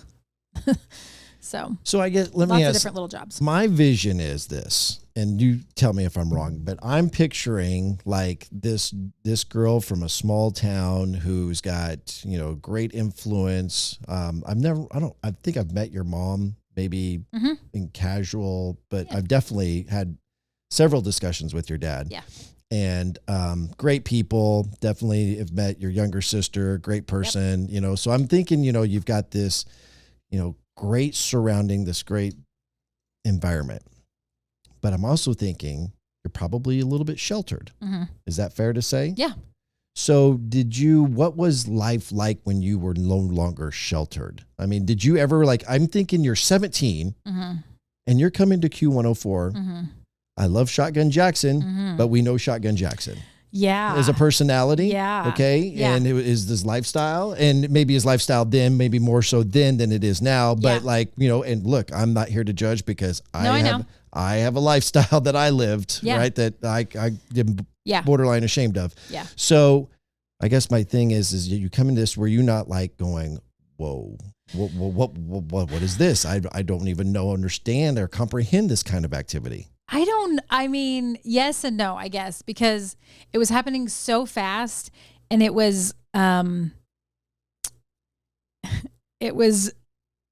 like you said, going from even working at the bank for a 16, almost 17-year-old was a very, like, that's kind of a grown-up job to have. Not that there aren't other 16 or 17-year-old kids that maybe work at a bank as a bank teller or whatever, but it was kind of like, I wasn't making hamburgers, and I wasn't working with peers. I didn't have anybody else that was my age initially that worked there. I feel like I was maybe kind of a guinea pig with that. Like, I don't know if we're going to hire a high school age kid here. What? Yeah. So I don't even know. It was kind of like the radio thing. I don't even know if I really realized what was going on, or that it was abnormal, not abnormal, but like, the people in that industry, and those like people in entertainment, and I don't know, radio people are just a different breed generally. And it was just being immersed in this like totally unpolitically correct, unfiltered. I mean, you're filtered. You're filtered on the radio. Sure, you can't say certain things on the radio. Yeah, but yeah, I was just like, whoa, this is the real world, I guess. And like I don't know if I should say that. Does it matter? I don't know. I mean, there were times where I'm like, should he say that? I don't know if he should say that. Yeah. But I wasn't letting it intimidate me, or I knew that it didn't matter to me. Like if something was said, I guess what I was trying to get at is well, first of all, let me just say this. Yeah. I kind of made a suggestive comment, and I want to like backtrack a little bit. Shotgun Jaxon is a great dude. He's not a criminal. He's not nothing wrong. No. What I'm trying to say is that we as radio personalities at a certain time in our life live a very radical lifestyle where it's party and it's just no cares in the world. And is that I just wanted to be careful how the way because when I said but we know Shotgun Jaxon, I thought some people are gonna be like no, there's nothing bad there other than we just like compared to the way you were brought up and the way we know he is or was at that time, just a partying, fun loving, crazy radio personality, like no filter guy. There's two extremities and personalities there. Right. I had never I learned lots of things, lots of phrases and words. Yes. That I honestly had never heard before. That's my point. Right. And yeah, I mean, if I'd been in school, public school, I'm sure, so it probably wasn't new to like most 17-year-olds. Yeah. Okay. Anyway, but I just find definitely nothing like. I find it really cool that you didn't allow all of that to refrain you or prevent you from moving forward with the radio career. And because I was wondering if there was just like hesitation, like, oh my gosh, this is not like this is too much. And because I mean, and I mean, you think about like I was going to the Beaumont Club to concerts well before I was legal to be there. Because I worked there. And so I would walk in with whoever that was, and they would just be like, oh yeah, she's with the radio station. She's with the radio station. And I mean, they probably still should have carded me, but they didn't. I never had a fake ID or anything. And so I was like, I can be here and not be doing anything wrong other than I was there illegally. I mean, that if you want to get technical, I was, shouldn't have legally been there. Right. But I didn't really do anything. You're employed. Right. I didn't ever, that I remember, I wasn't like, oh yeah, I forgot I might have at some point if they asked me for my ID. I might have said, oh, I left it. I work, like, I don't know. Yeah. But I was like, I can do this. I can do the job and not compromise myself. Yeah. Or just because I'm an intern doesn't mean I have to be Monica Lewinsky. And I mean, not that never. I know. Literally never came up. But I mean, those jokes get made. They still get made. They still get made. Really? I mean, just somebody being dumb. Gotcha. But especially back then in the 90s, you know, so. Exactly. Okay. Yeah. So did you ever, your faith being as important to you as it was, did you ever feel like you were falling away from it as you were getting more immersed into the real world and away from homeschool life under being your parents' roof and your parents' influence? Did you ever feel yourself falling away from it to where then you had to kind of bring yourself back? I mean, I'm not going to say that I never did anything. Like I'll just use this as an example. And some people may think that just drinking in and of itself is bad. Some people may think that being drunk is bad. It just depends on what your viewpoint is on all of that, right? So I'm not going to say this and say this is what I was necessarily thinking. But I was okay with drinking. Like I am okay with drinking. Like, so I don't feel like I ever compromised my faith. Now I was around things that I knew, but I just kept my distance. Yeah. You know, That's didn't. good. Yeah. No, I mean, I wasn't trying to, there wasn't a trap question. Yeah. No, I know. I was just curious because I have. Yeah. I mean, I guess that's more so asking because I growing up was nobody knows this, but you know what FCA is? Fellowship of Christian Athletes. Yeah.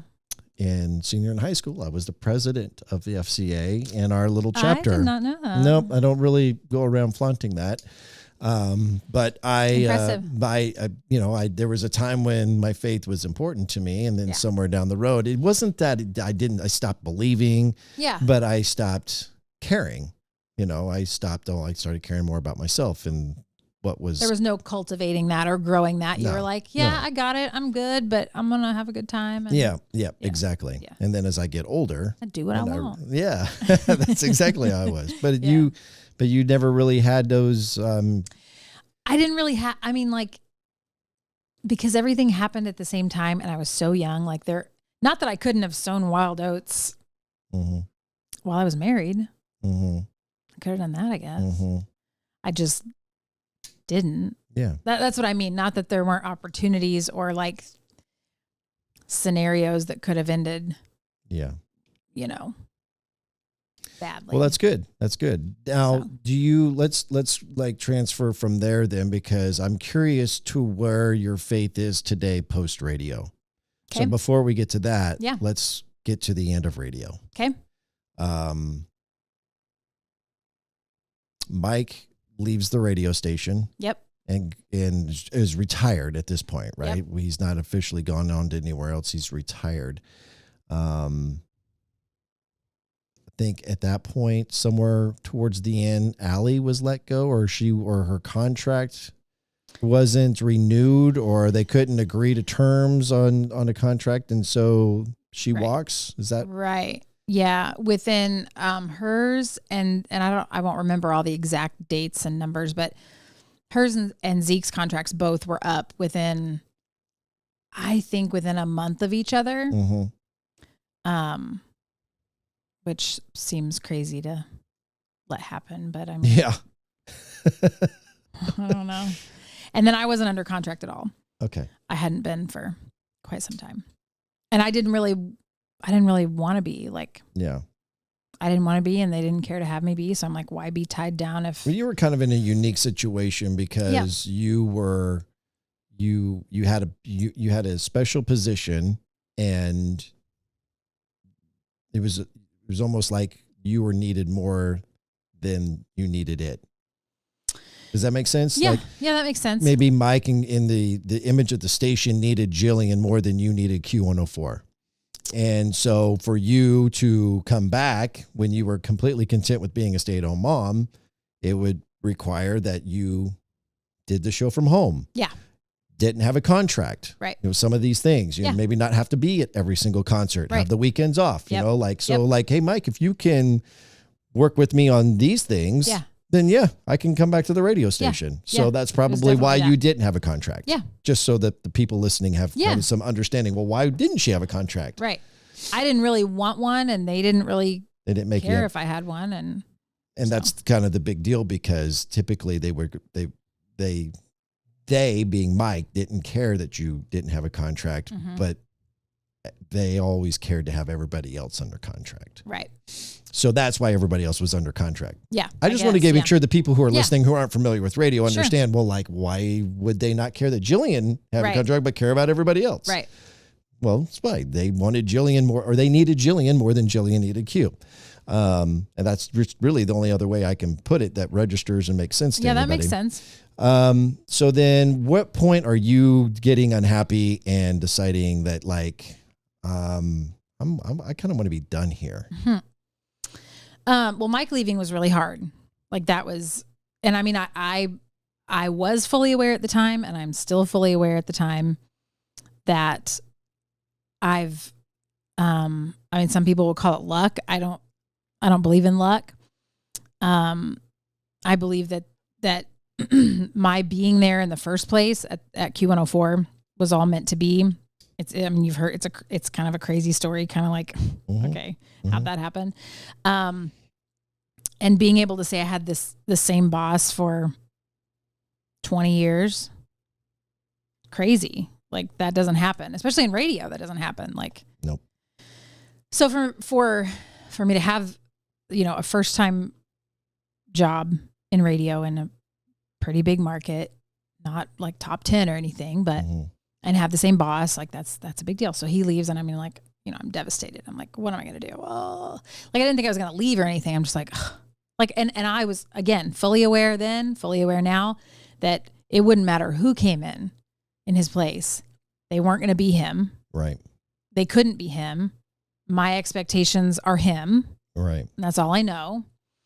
And so that was going to be hard for whoever, So it didn't really matter who was in that spot. It was going to be hard. I knew it was going to be hard for me, and I was going to have to, like, give a lot of grace that, like, they can't be him. They're not going to be him. They don't want to. I mean, maybe they may want to be him in the respect of, like, looking up to him and being like, wow, he was, had this amazing career, blah, blah, blah.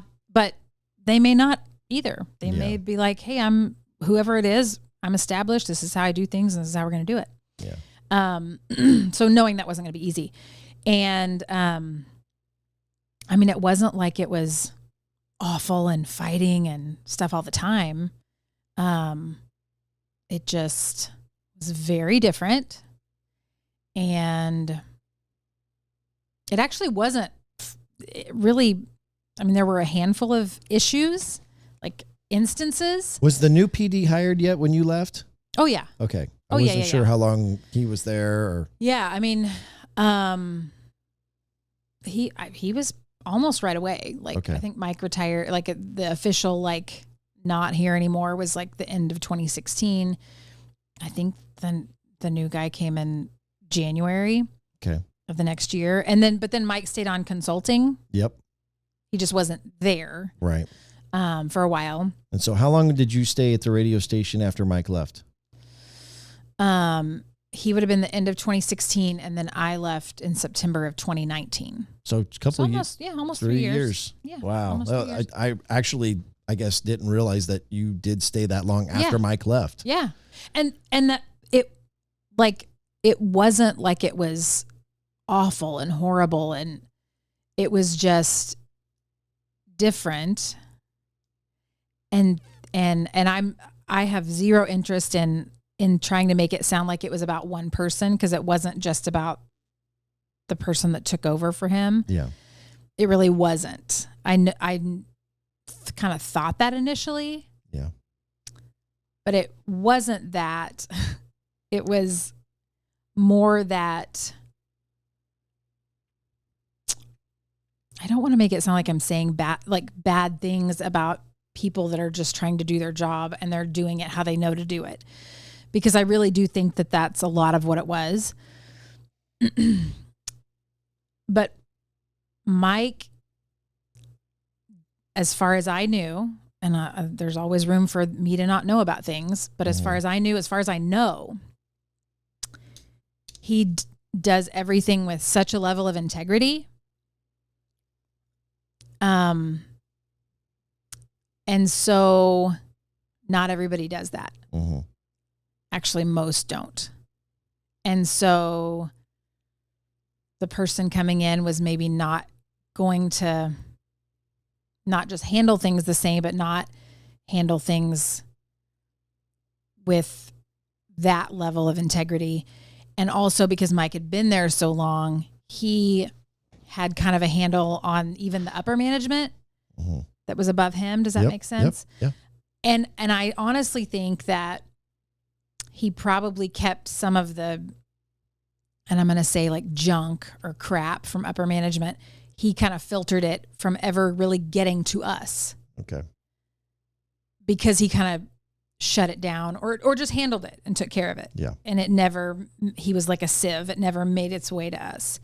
And then again, probably wasn't going to matter who came in. Wasn't going to handle it the same way. Didn't have decades of clout or whatever you want to call it. Sure. And so there was just lots of junk. Negative energy. I mean, yeah, I guess. And I didn't even realize, like, when I started talking about at home, when I started talking about, you know, maybe being done and like, is this crazy? And, you know, am I overreacting? And Matt was like, you're not really enjoying this anymore like you used to. Like the daily, like being on the air every day. Yeah. That time of the entertainment part of it, being on with the new Mike, you know, still Mike, Zeke, and Jillian, but to be on with them and have a good time and laugh. And, but then anything else outside of that, not anything. I mean, concerts were still fun and that kind of thing, but it was just, I don't know. Started to feel more like a job. I guess, which some people could say, oh, I'm sorry. Yeah. I'm sorry that you had this amazing job that didn't feel like a job for like. I think it's okay to say that time just runs its course. And that's really what it was, that I didn't fit there anymore. Yeah, I think like it's okay to say. The way that it was, and you can say that was because of Mike, or for maybe, you, maybe that's for too, you it was. For me, I guess for me, ultimately that's what it was. Yeah. Or which doesn't speak disparagingly against anybody who's there now, the morning show that's there now, the program that's there now. Sure, right. Great people, great individuals. It's just you had been there for so long and you had worked inside a certain culture and done things a certain way. And for you to be able to continue moving on, anything outside of that was just going to be foreign, and you didn't really need it. It just didn't fit anymore, and yeah. So that's, and if you're not happy, you got one shot at life. Go be happy. You know. Yeah. So you do decide to leave, and it was kind of unexpected, right? And so was there any pushback or any negativity or any, I don't know, negativity from anybody at the radio station that was currently working there with the way that you decided to leave? Yes. Or how you left, you know, by doing it on the air and all of that. Yeah. So I almost quit 6 months before that. So I almost quit because of a certain reason. Because and it sounds like kind of crazy to say now. I mean, it kind of felt crazy at the time. I was like, am I overreacting? This is crazy. And you know, am I just mad at the situation? But it was over Mike Evans being let go from his spot on the show and how that was handled and we weren't the boss. We weren't running the show, but what we wanted wasn't considered, didn't seem fairly factored in and considered. Again, we're not the boss. We're not making the decisions. We're not writing checks. We're not, you know. Yeah. Anyway, so I didn't like that it happened, how it happened, how we had to handle it on the air and off the air. I didn't like any of that. Gotcha. And so, but I didn't leave. I was like, okay, I don't want to, it didn't feel right. Like at that point in my life, I'm not saying like, oh, at that point in my life, I had become this perfect Christian and I did all the right thing. I mean, that's never going to happen. That's never going to be. But I had reached a point where I knew that I needed to, like, I was in a routine of praying every day and praying about anything and everything, and knowing that, you know, some people might say, oh, God doesn't care if Mike Evans is on. Well, okay. Right. But he cares that I surrender my life to him, everything so every decision I have to make, every problem I'm having, every whatever. And not just problems, good things too. And so I, as mad as I was and as justified as I felt I was, and I was like, ugh, and I was kind of already getting there anyway. Like, this is just, ugh, it just doesn't fit good anymore. I don't. Yeah, don't you think like, that maybe that decision probably wouldn't have been as impactful and to the level of what it was if you already didn't have kind of the negative juices flowing inside? Probably. Oh, you know, sure. that Yeah, just yeah. amplified it. Sure. Right. And it was all, that was the process. Yeah. But so I was like, oh, I don't want to leave mad. Like, I'm going to cool off. And, so I did. And then, and then it was just. So there wasn't another event then that happened 6 months later that pushed you over the edge that said, okay, now I am done. I don't think so. I just think it was, I'm going to take time to really think about this and really pray about it and really try to get like a solid answer and not in the heat of a moment. Because I didn't want to do it in the heat of a moment. But your decision, did it have anything to do with the timing of when No. Allie and Zeke were doing their deal? Mm-mm. Okay. Nope. So had there been any premeditated? So is Mike doing anything with the wolf yet when you're getting ready to walk away? Had you had any conversations with Mike about walking away to where he's saying, hey, I might be going over here to the next radio station? And I never thought Mike would come back to radio ever. Yeah. Now, the entire time he was gone, every time I would see him, which, you know, might be every few months, like at a concert or something, or we'd go have lunch or whatever. Every time I would see him, so every few months for 3 years, 2.5 years, I would say, you know, he would talk about, I just get up and play with the dogs, and, you know, he was living the retired life, doing what he wanted, playing golf when he wanted, whatever. And I'm like, he's too like, he can't do that forever. So I'm like, he's going to do something. Like I never thought it would be radio. Certainly never thought it would be radio in Kansas City. I thought, he'll probably end up moving to Nashville. That's what I thought would happen. End up at a record label or a consulting something, or I don't know, something. But anyway, so every few months I would just say, do you have us a job yet? And I mean, I was serious. Like, it was kind of a joke. We'd laugh, but I was serious. I'm like, I don't know what you're going to do. I don't have to know. I just want to work with you. Yeah. I want to work for you. Like, yeah, that's what I want to do. And I never thought that would be radio. So anyway, turns out that was what he, you know, was going to come back and do, but I didn't know that. Like, I didn't know that. You know nothing about that at the time you said, peace out, Q104. But then there are conversations that take place later. Right. When he does come back. Right. And I think by the time, you know what? I think he might have been back by the time trying to think. Now you're not sure. Now I'm not sure, because I left the end of September and I thought he started right after Labor Day. I don't know. Anyway, one didn't really have to do with the other. Okay.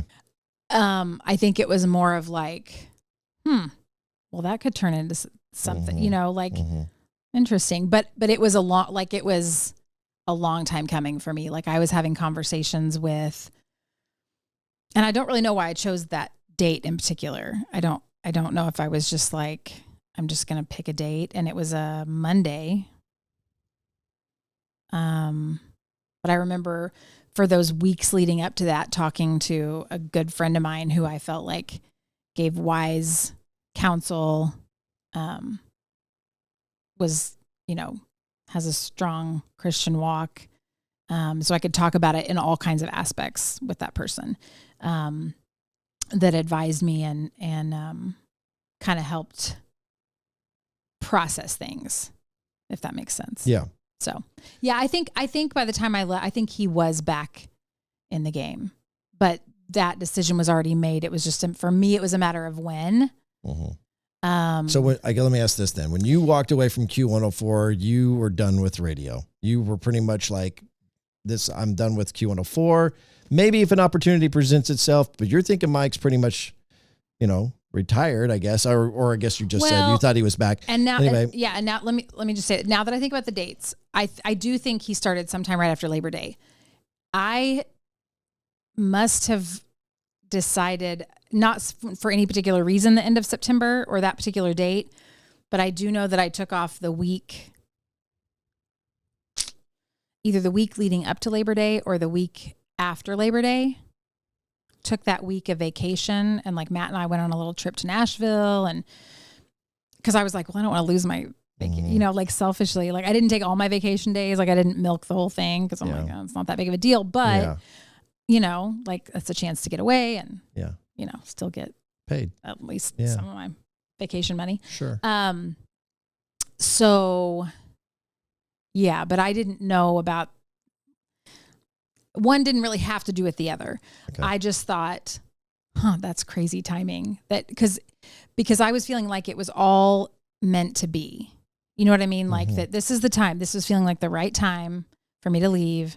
I'm not mad anymore. It's not that I'm not still mad about Mike Evans. I'm not still mad, whatever. Yeah. And then so then I hear that he's coming back, and I remember thinking, that's crazy. But like there's already, the full staff there. So I'm like, well, it's, whatever. Yeah. It's not really going to matter. It just like, what if? Like, that's kind of crazy. So what if becomes a conversation? Yeah, quite a long time later, because even though you have a 6-month, like even though I didn't have a contract, there's still like an unspoken non-compete, I guess. Yeah. So, so I couldn't have done anything if I wanted to. Like I couldn't have 6 months. 6 months. Yeah. So I left September 30th. That was my last day. So like October 1st was the next day. So like April 1st, basically, would have been my 6 months. Of 2020. Of 2020. Which was right after COVID. Right. So, so we had talked, like I hadn't signed a contract, obviously. Right. But we had talked salary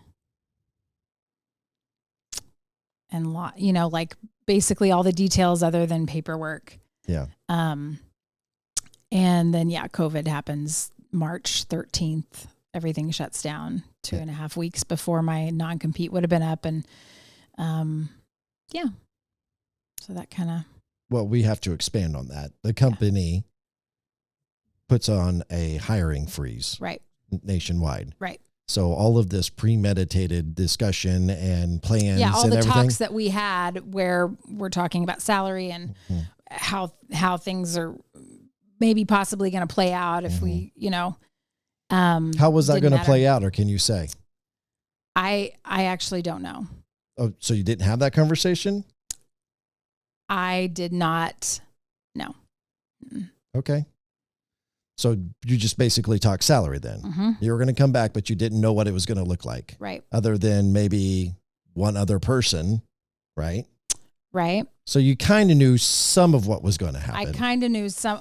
Or if you're just not comfortable talking about it, you can just say, "Don't want to come." I'm comfortable talking about it, but I really didn't ask because I didn't know what all was involved.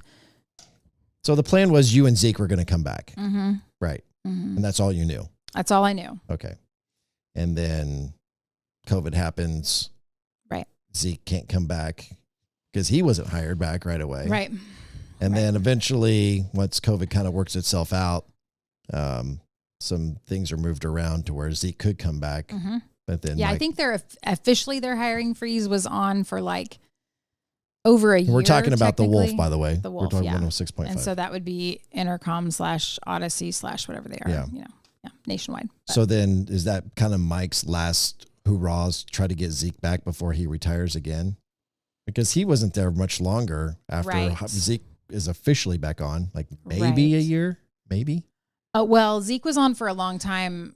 He was filling in here and there, right? Basically working for free. Right. Yes. Before he was really officially had hired. a gig Had for a- first. Yeah.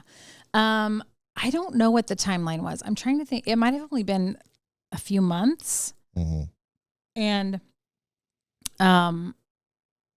there was one point where, and I know it was St. Patrick's Day of 2021, and something was said, and I said, Whoa, wait a minute. Where were you at when something was said? Was this, so Rudy's. Okay. Rudy's. So you're doing a St. Patrick's Day type of show. No, not a show. It was just after the parade, just hanging out. Oh, you're just hanging out. Mhm. Okay. And something is said at Rudy's in a environment of 106.5 The Wolf. I'm trying to. Yeah. It was staff. It was like Mike and Zeke and I were sitting there, and there were lots of other people around.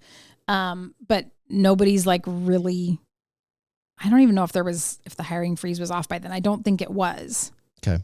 Because I think it lasted over a year. But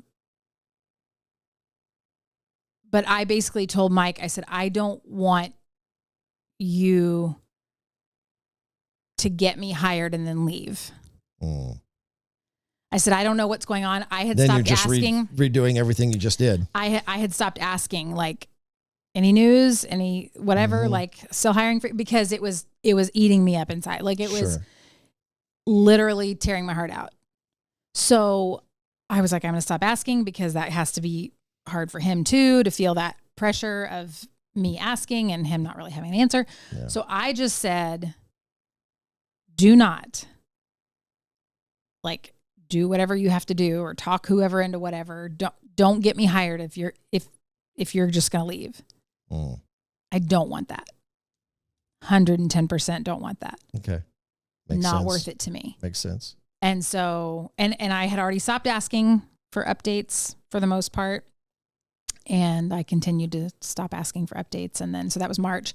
And then I think he left in November. So what was said at Rudy's? So we started to talk about. No, that's what was said is he was talking about, he wasn't really giving any specifics, because it wouldn't have been like him to talk about too much business stuff he shouldn't talk about. But I could tell things weren't going how he wanted them to go. Gotcha. And I thought you meant somebody else, like another coworker said something. Oh, Jillian's hanging around. Then Mike's probably going to hire. Nothing juicy like that. Okay. Just like, obviously, at that point, a year later, you're like, is it really COVID? Are we still, are we still not hiring, or doing, is he still not getting to do what he wants to do and make changes or move people around or whatever because of COVID? Because this is a year later. Yeah. And so, I could tell he was frustrated, and like, not that he was like, I'm on my way out the door, but like, I just was getting a feeling, and I was like, time out. Yeah. I don't know. I'm not asking if you're leaving soon or planning on leave. Don't get me a contract. Yeah. Because it would have been a contract. Sure. With them for sure. Yeah. Probably. I don't know. At least a year, if not 3. Could have been 5, I guess. I don't know. I don't know what's typical. Probably at least 3. Yeah.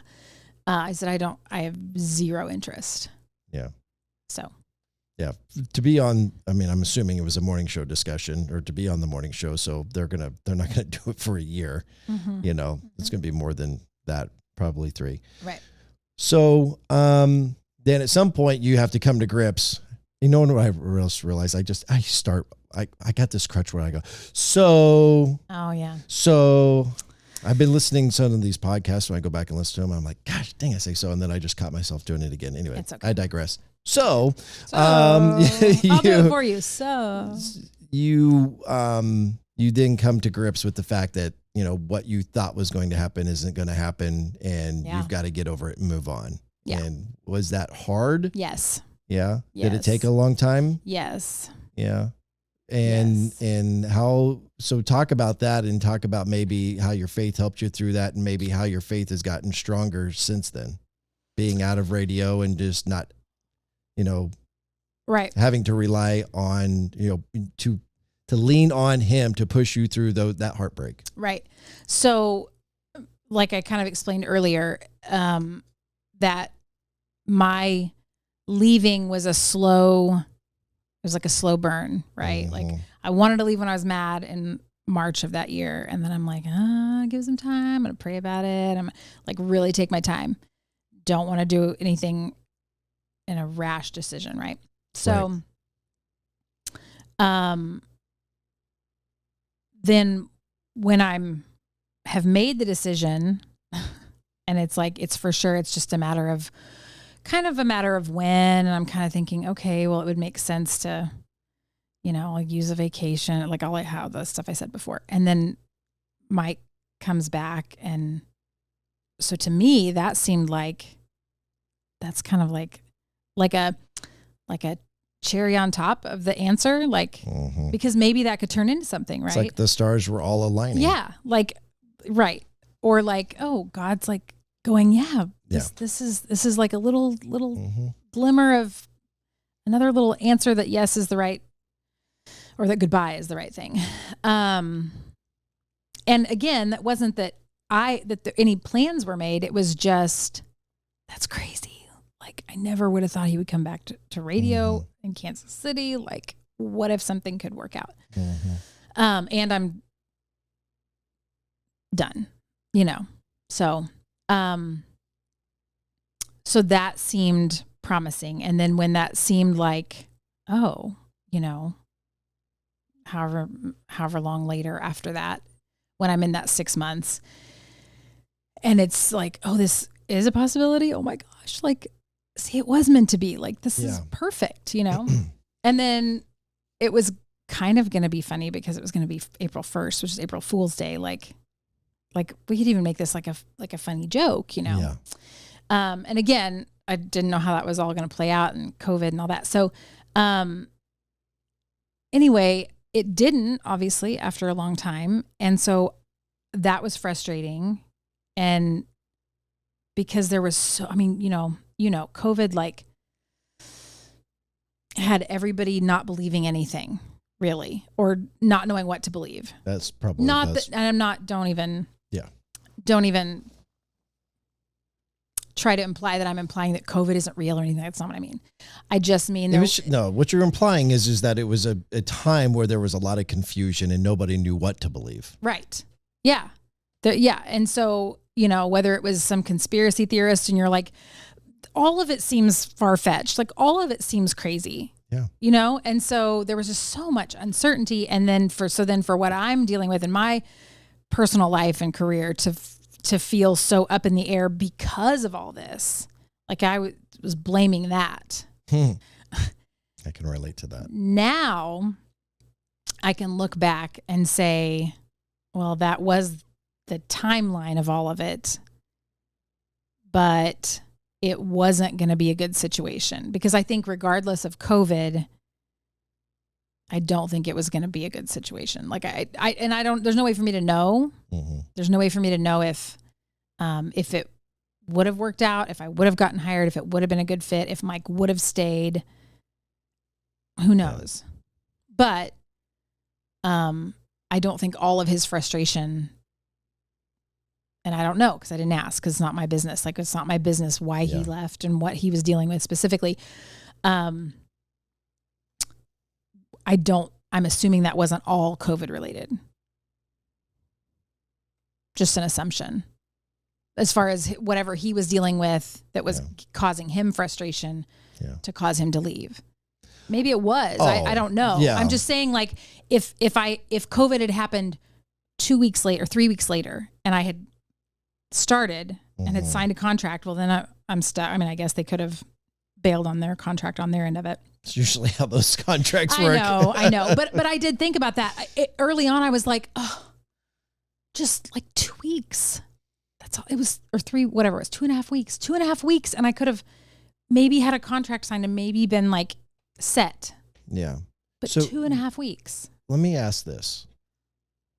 You were heartbroken. You were, I don't know, traumatized might be a bit aggressive, but you were obviously consumed in thought frequently of this whole deal. What was it that you were yearning for? Was it, I mean, to be on the radio? Was it to have employment and be making money? Was it to work with Mike? I mean, I guess it could be all of that, but I mean, you were, I sensed that, because the reason I asked this, because the Jillian that I know at one point in time was ready to give it up. She didn't need the radio. The radio needed her more than she needed the radio, because you were going to be a stay-at-home mom. Right. That's what you always wanted to do. Right. But at some point you're like, now you're at a place where I feel this like deep burning desire to get back in it. Like you don't want to be the stay-at-home mom. You want to be on the radio. You want to get back in. What happened there? Well, I never really thought about it that way. I mean, you're right. That's all very much correct. The old Jill, I would have known, say like, you know what, that's okay. I'm good with being at home and being a stay-at-home mom. Because I did it, and but they wanted me back, and I came back. And But you're sharing with me that it was tough. It was hard, and you were heartbroken. Right. I guess because at that point, and again, I've never thought about this, so I'm processing what you're saying, how you see it, and I hadn't thought about it that way.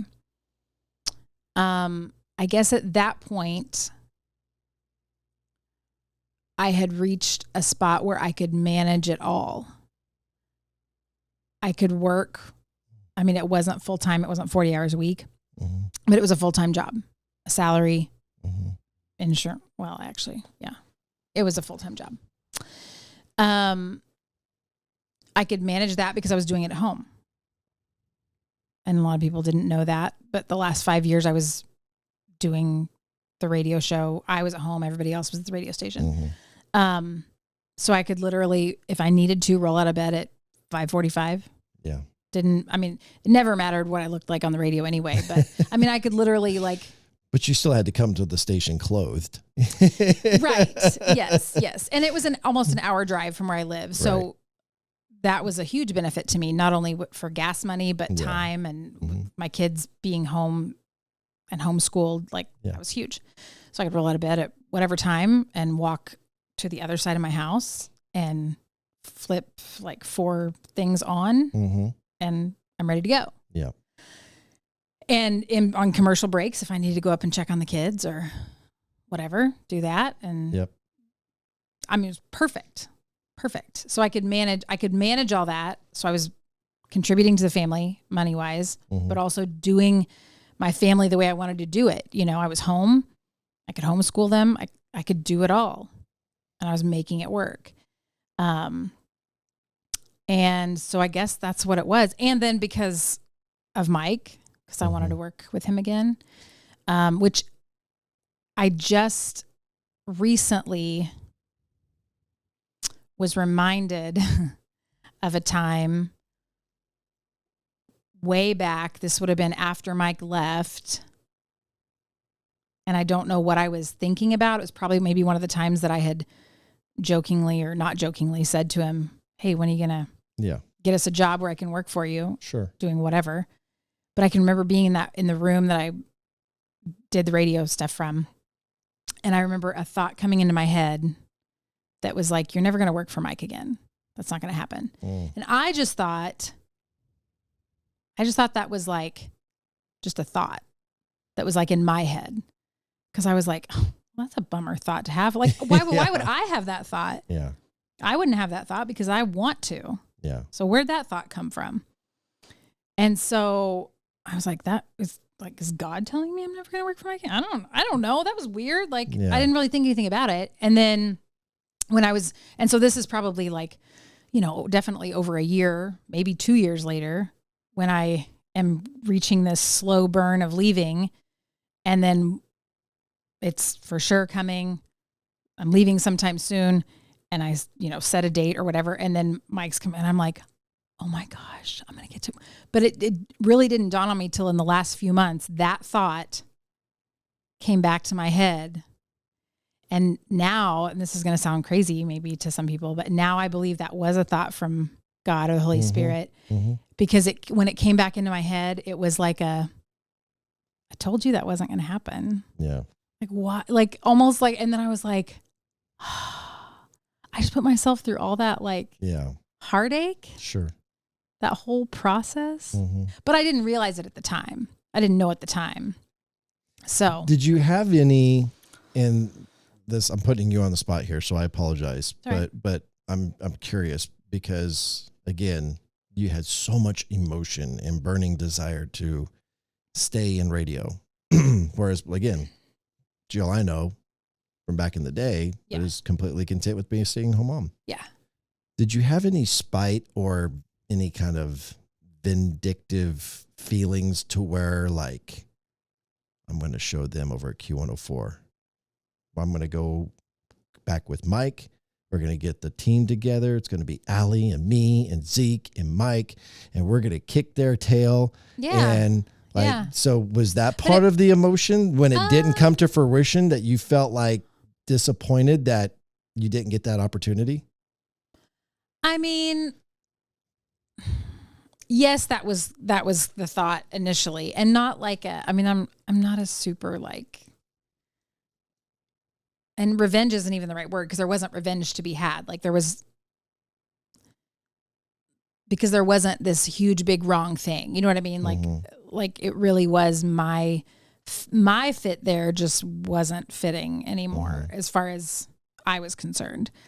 But you still had a bad taste in your mouth, obviously.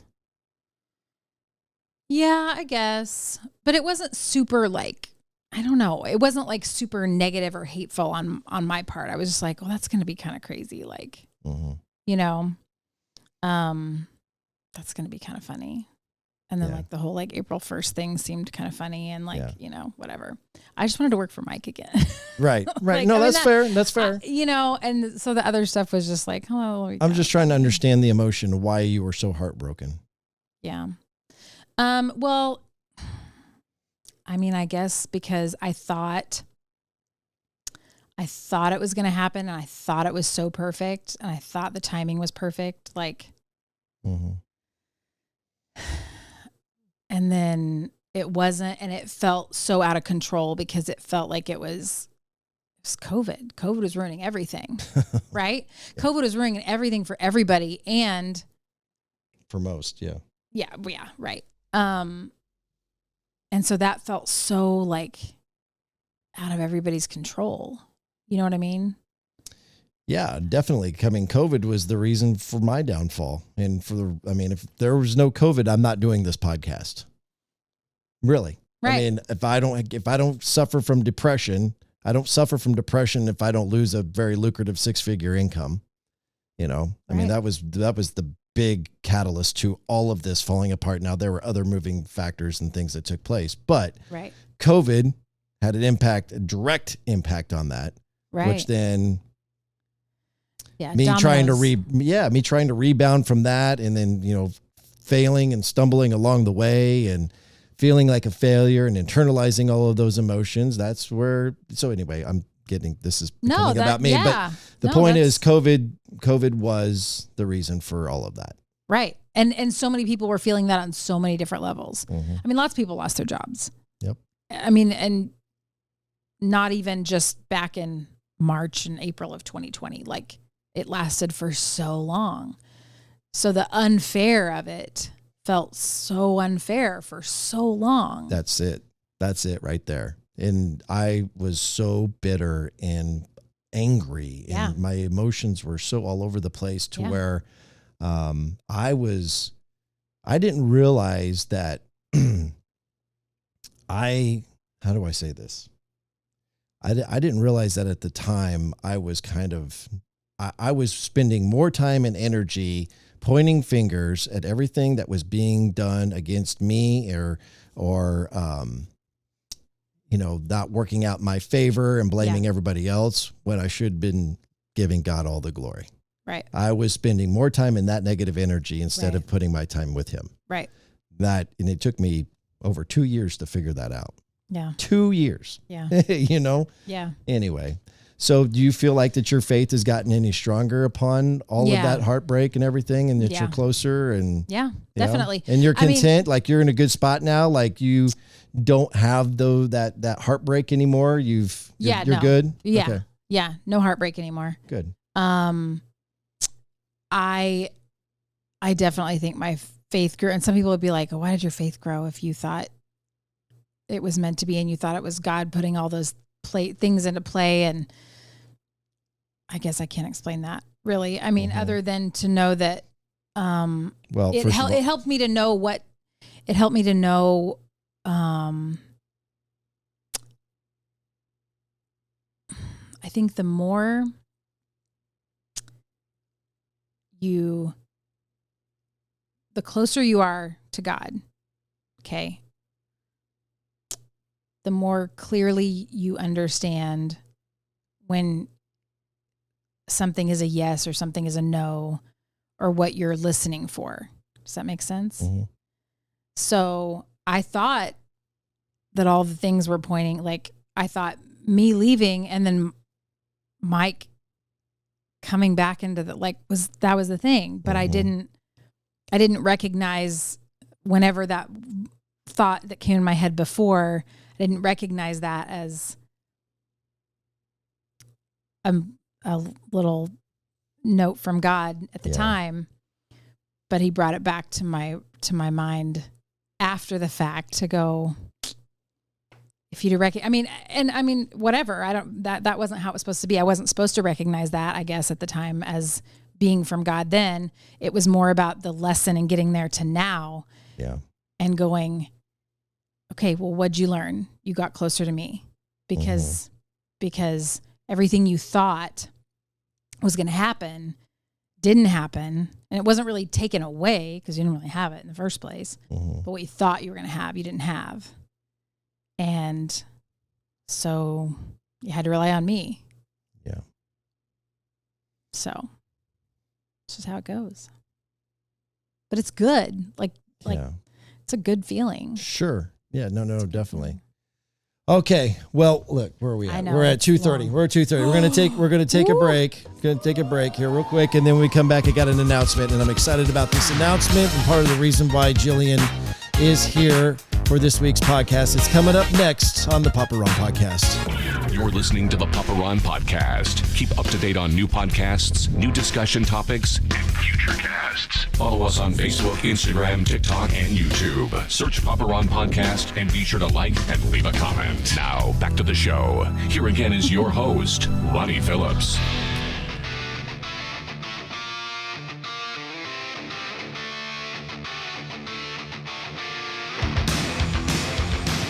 All right, we're about to wrap up the 18th episode of the Papa Ron Podcast with my guest, Jillian Gregg, old friend of mine for many years, 20 years, as she reminded me. Mm-hmm. And 10 years together, full-time at Q104.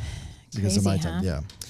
So we're going to make an announcement here. And I'm not real sure how to make this announcement other than I am very grateful. I said this in the beginning of the show. Excuse me, that I am so grateful for our friendship and your friendship to me, because you are truly a friend that I know that I can talk to about anything, like the deepest and most darkest, anything, really anything, pretty much anything. I'm trying to think if there's something I wouldn't want to tell you, but no, I'm pretty sure. That's a good question. That's a good podcast topic. Yeah. Yeah. Let's have a podcast about, what we won't talk about. Yeah. And then it's just silent. All right. So here's a list of the things that I've done that I'm not going to talk about on the podcast, but I just told you that I did it.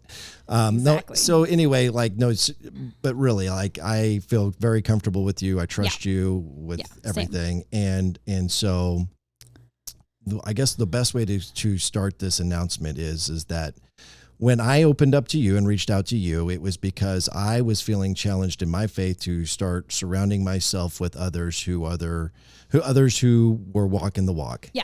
And I wanted to be able to lean on others. And you're not the only person I've reached out to. I have a neighbor, down the street who I've done the same thing with. Yeah. And just somebody that I can lean on in times when I'm feeling lost, and know that there's somebody there that's going to kind of help me through all of that, based on what scripture says or, whatever. Yeah.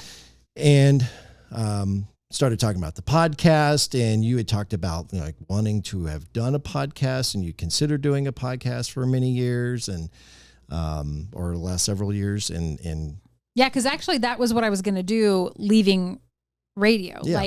Cause I didn't have another job, and I was like, well, I mean, podcasting's kind of like radio. So I guess I could do a podcast, except as you well know, I never did the technical side or very much of the technical side of anything other than just turning on a microphone and talking when I was supposed to talk and being hilarious. No, I'm kidding. I'm kidding about that. But what I really heard from all that is how much you appreciated Ronnie from back in the day because of all the wise wisdom that he had from the technical side to help you get through. That is true. Like Ronnie tried to teach me. Ronnie did teach me how to voice track at least twice, if not three times. Yeah. Because I did it so infrequently that I didn't retain the information because out of sight, out of mind. Right. Out of sight, out of mind. And so, so that's part of what kept me from these almost 3 years of doing a podcast, because I'm like, I don't know how to do it. Like I can turn a microphone on. Yeah. You know how to talk. But I don't even know where do I put my microphone into the computer, and then how do I record it and edit it if I want to? And then how do I distribute it? Yeah. All those things I don't know how to do. So I was, well, hey, why don't you come be on my podcast? We're talking about faith-based stuff, and I'm talking to you about stuff I'm struggling with and saying, hey, would it be okay if I reach out to you because I need a friend in these situations? And if you listen to my first podcast, you know what I've been going through. And of course you were like, absolutely, I'm here for you. We've been friends. And, and I was like, well, hey, it'd be fun if you came in and maybe you just saw what a podcast looks like. And you've seen what a podcast looks like before. Yeah. I know you've been on other podcasts, but come over and do the podcast with me. We'll have Tate Stevens. Yeah. We obviously, it's a good fit because we did country music together and radio. And so I knew Tate, and it was like, it would be comfortable, and then you can see how it works. And then I can show you the equipment, and then you can, this is how simple it was to Ronnie. He's like, you can just watch, and then I'll show you, tell you what equipment I have, and you can just order it. Right. That's what I thought. I really thought, in fact, I actually reached out to you then a few days later, a week later, and I was like, so here's what you need to get. You need to go do this. Just go do it. Go buy it now. Just go buy it. And then just, watch some YouTube videos. It's easy. It'll show you how to hook all the stuff up. Yeah. And then a few days later, he's like, so did you buy it? And you ignored me. You ignored it. You did not reply. You know what? I didn't even open because I was like, he's going to see that I opened it, and he'll know. You were playing these psychological games with me. You were like, I wasn't playing games with you. I was just not being. I wasn't wanting to be. I know what he's saying to me right now. He's being that friend of accountability who's trying to lift me up, and I don't want it right now. I'm not going to listen to it, and if I open it, he's going to see my picture in that little oval in the bottom right-hand corner, and then I'm going to have to answer him, and you didn't want to answer it. I didn't want to answer it because I was scared. I appreciate the honesty. So anyway, then I followed up again, but it wasn't about that. It was about, something else more faith-based and kind of an experience that I had recently. And so look, I'll just cut to the chase. Jillian is not ready to go out on her own and do a podcast. Because I don't know how. She does not she's not ready to fly solo yet. She needs some more lessons. She needs to be with that flight instructor that's going to take her for a few more hours up in the sky to do a few more maneuvers before she flies the plane all by herself. So the announcement is, I am excited that I have asked Jill, and she's graciously accepted to be a co-host moving forward of the Papa Ron podcast. How about that? I love it. I'm so excited about that. It's awesome for me because it's a friend now that I get to see at least once a week. Right. Who is someone who I again love and trust and can have conversation with outside of just doing a podcast, whether times are good or bad. Yeah. And it's also an opportunity for us to apply our strengths. You're really good with the networking, and you're good with the, lining up the different guests and diving into people's stories and understanding people. And I am so busy with what I've got going on that I can hardly keep up with putting the content out there on social media, let alone, find these guests. And so we're going to take our strengths from our days of working together, and we know what makes us. She's better on that side. I'm better over here in the technical side, and we're going to put those strengths together to hopefully make a podcast that will be very compelling, and probably the most important word is authentic. That has always been my goal with this show, is that if it isn't authentic, then it's not going to be fun for me to do it. Right. So. And there you go. There you go. And I don't know when that first crossed your mind. It didn't cross my mind. I mean, it didn't cross my mind until you said it, but I do know that he told me no. Okay. He told me about a potential guest that he had coming up, and I was like, oh yeah. My gosh, I'm so Which we jealous. Can't announce. No, we can't announce I know. I said I'm so jealous, and I'm like fangirling over here, and I actually like this is why I also think this is everything's a God thing, right? Because God's in everything. But that's why I was like, this is a God thing, because this person, I had actually thought about reaching out to this same person regarding podcasting in general. Okay, so on September 13th, I reached out to you to let you know that this person that we respect a lot is agreed to come do the podcast with me. And then you've met? Have you met? I've never met. I've hunted with him. Oh my gosh. Yeah, I hunted with him last year. There's a picture of us pulling a doe out of the field together. Okay. Yeah, we're bros. Anyway, so you read the message and you're basically just saying that you're fangirling and you're proud of me and that I'm actually doing this and that you've wanted to do it. Blah, blah, blah, blah. And then you follow up with, I appreciate the encouragement, but I'm terrified and this and that and another. Right. And then I was like, hey, why don't you come in and join me again like you did with Tate for that podcast? And then I was like, what am I going to wear? Oh my gosh. I know, it's silly. I'm trying to see if there was okay, so there's not a lot of time here. So I sent that message at around 9:35 in the evening that says, why don't you join me to be a guest or a co-host with that guest? And then at 9:58, so nearly 30 minutes later, 25 minutes later, I say, maybe we need to get together and have a conversation about doing this together regularly. I think that if we combined our strengths, maybe this could be something great for both of us. I don't know. I'm just thinking out loud, chew on it. All right. And so we chewed on it.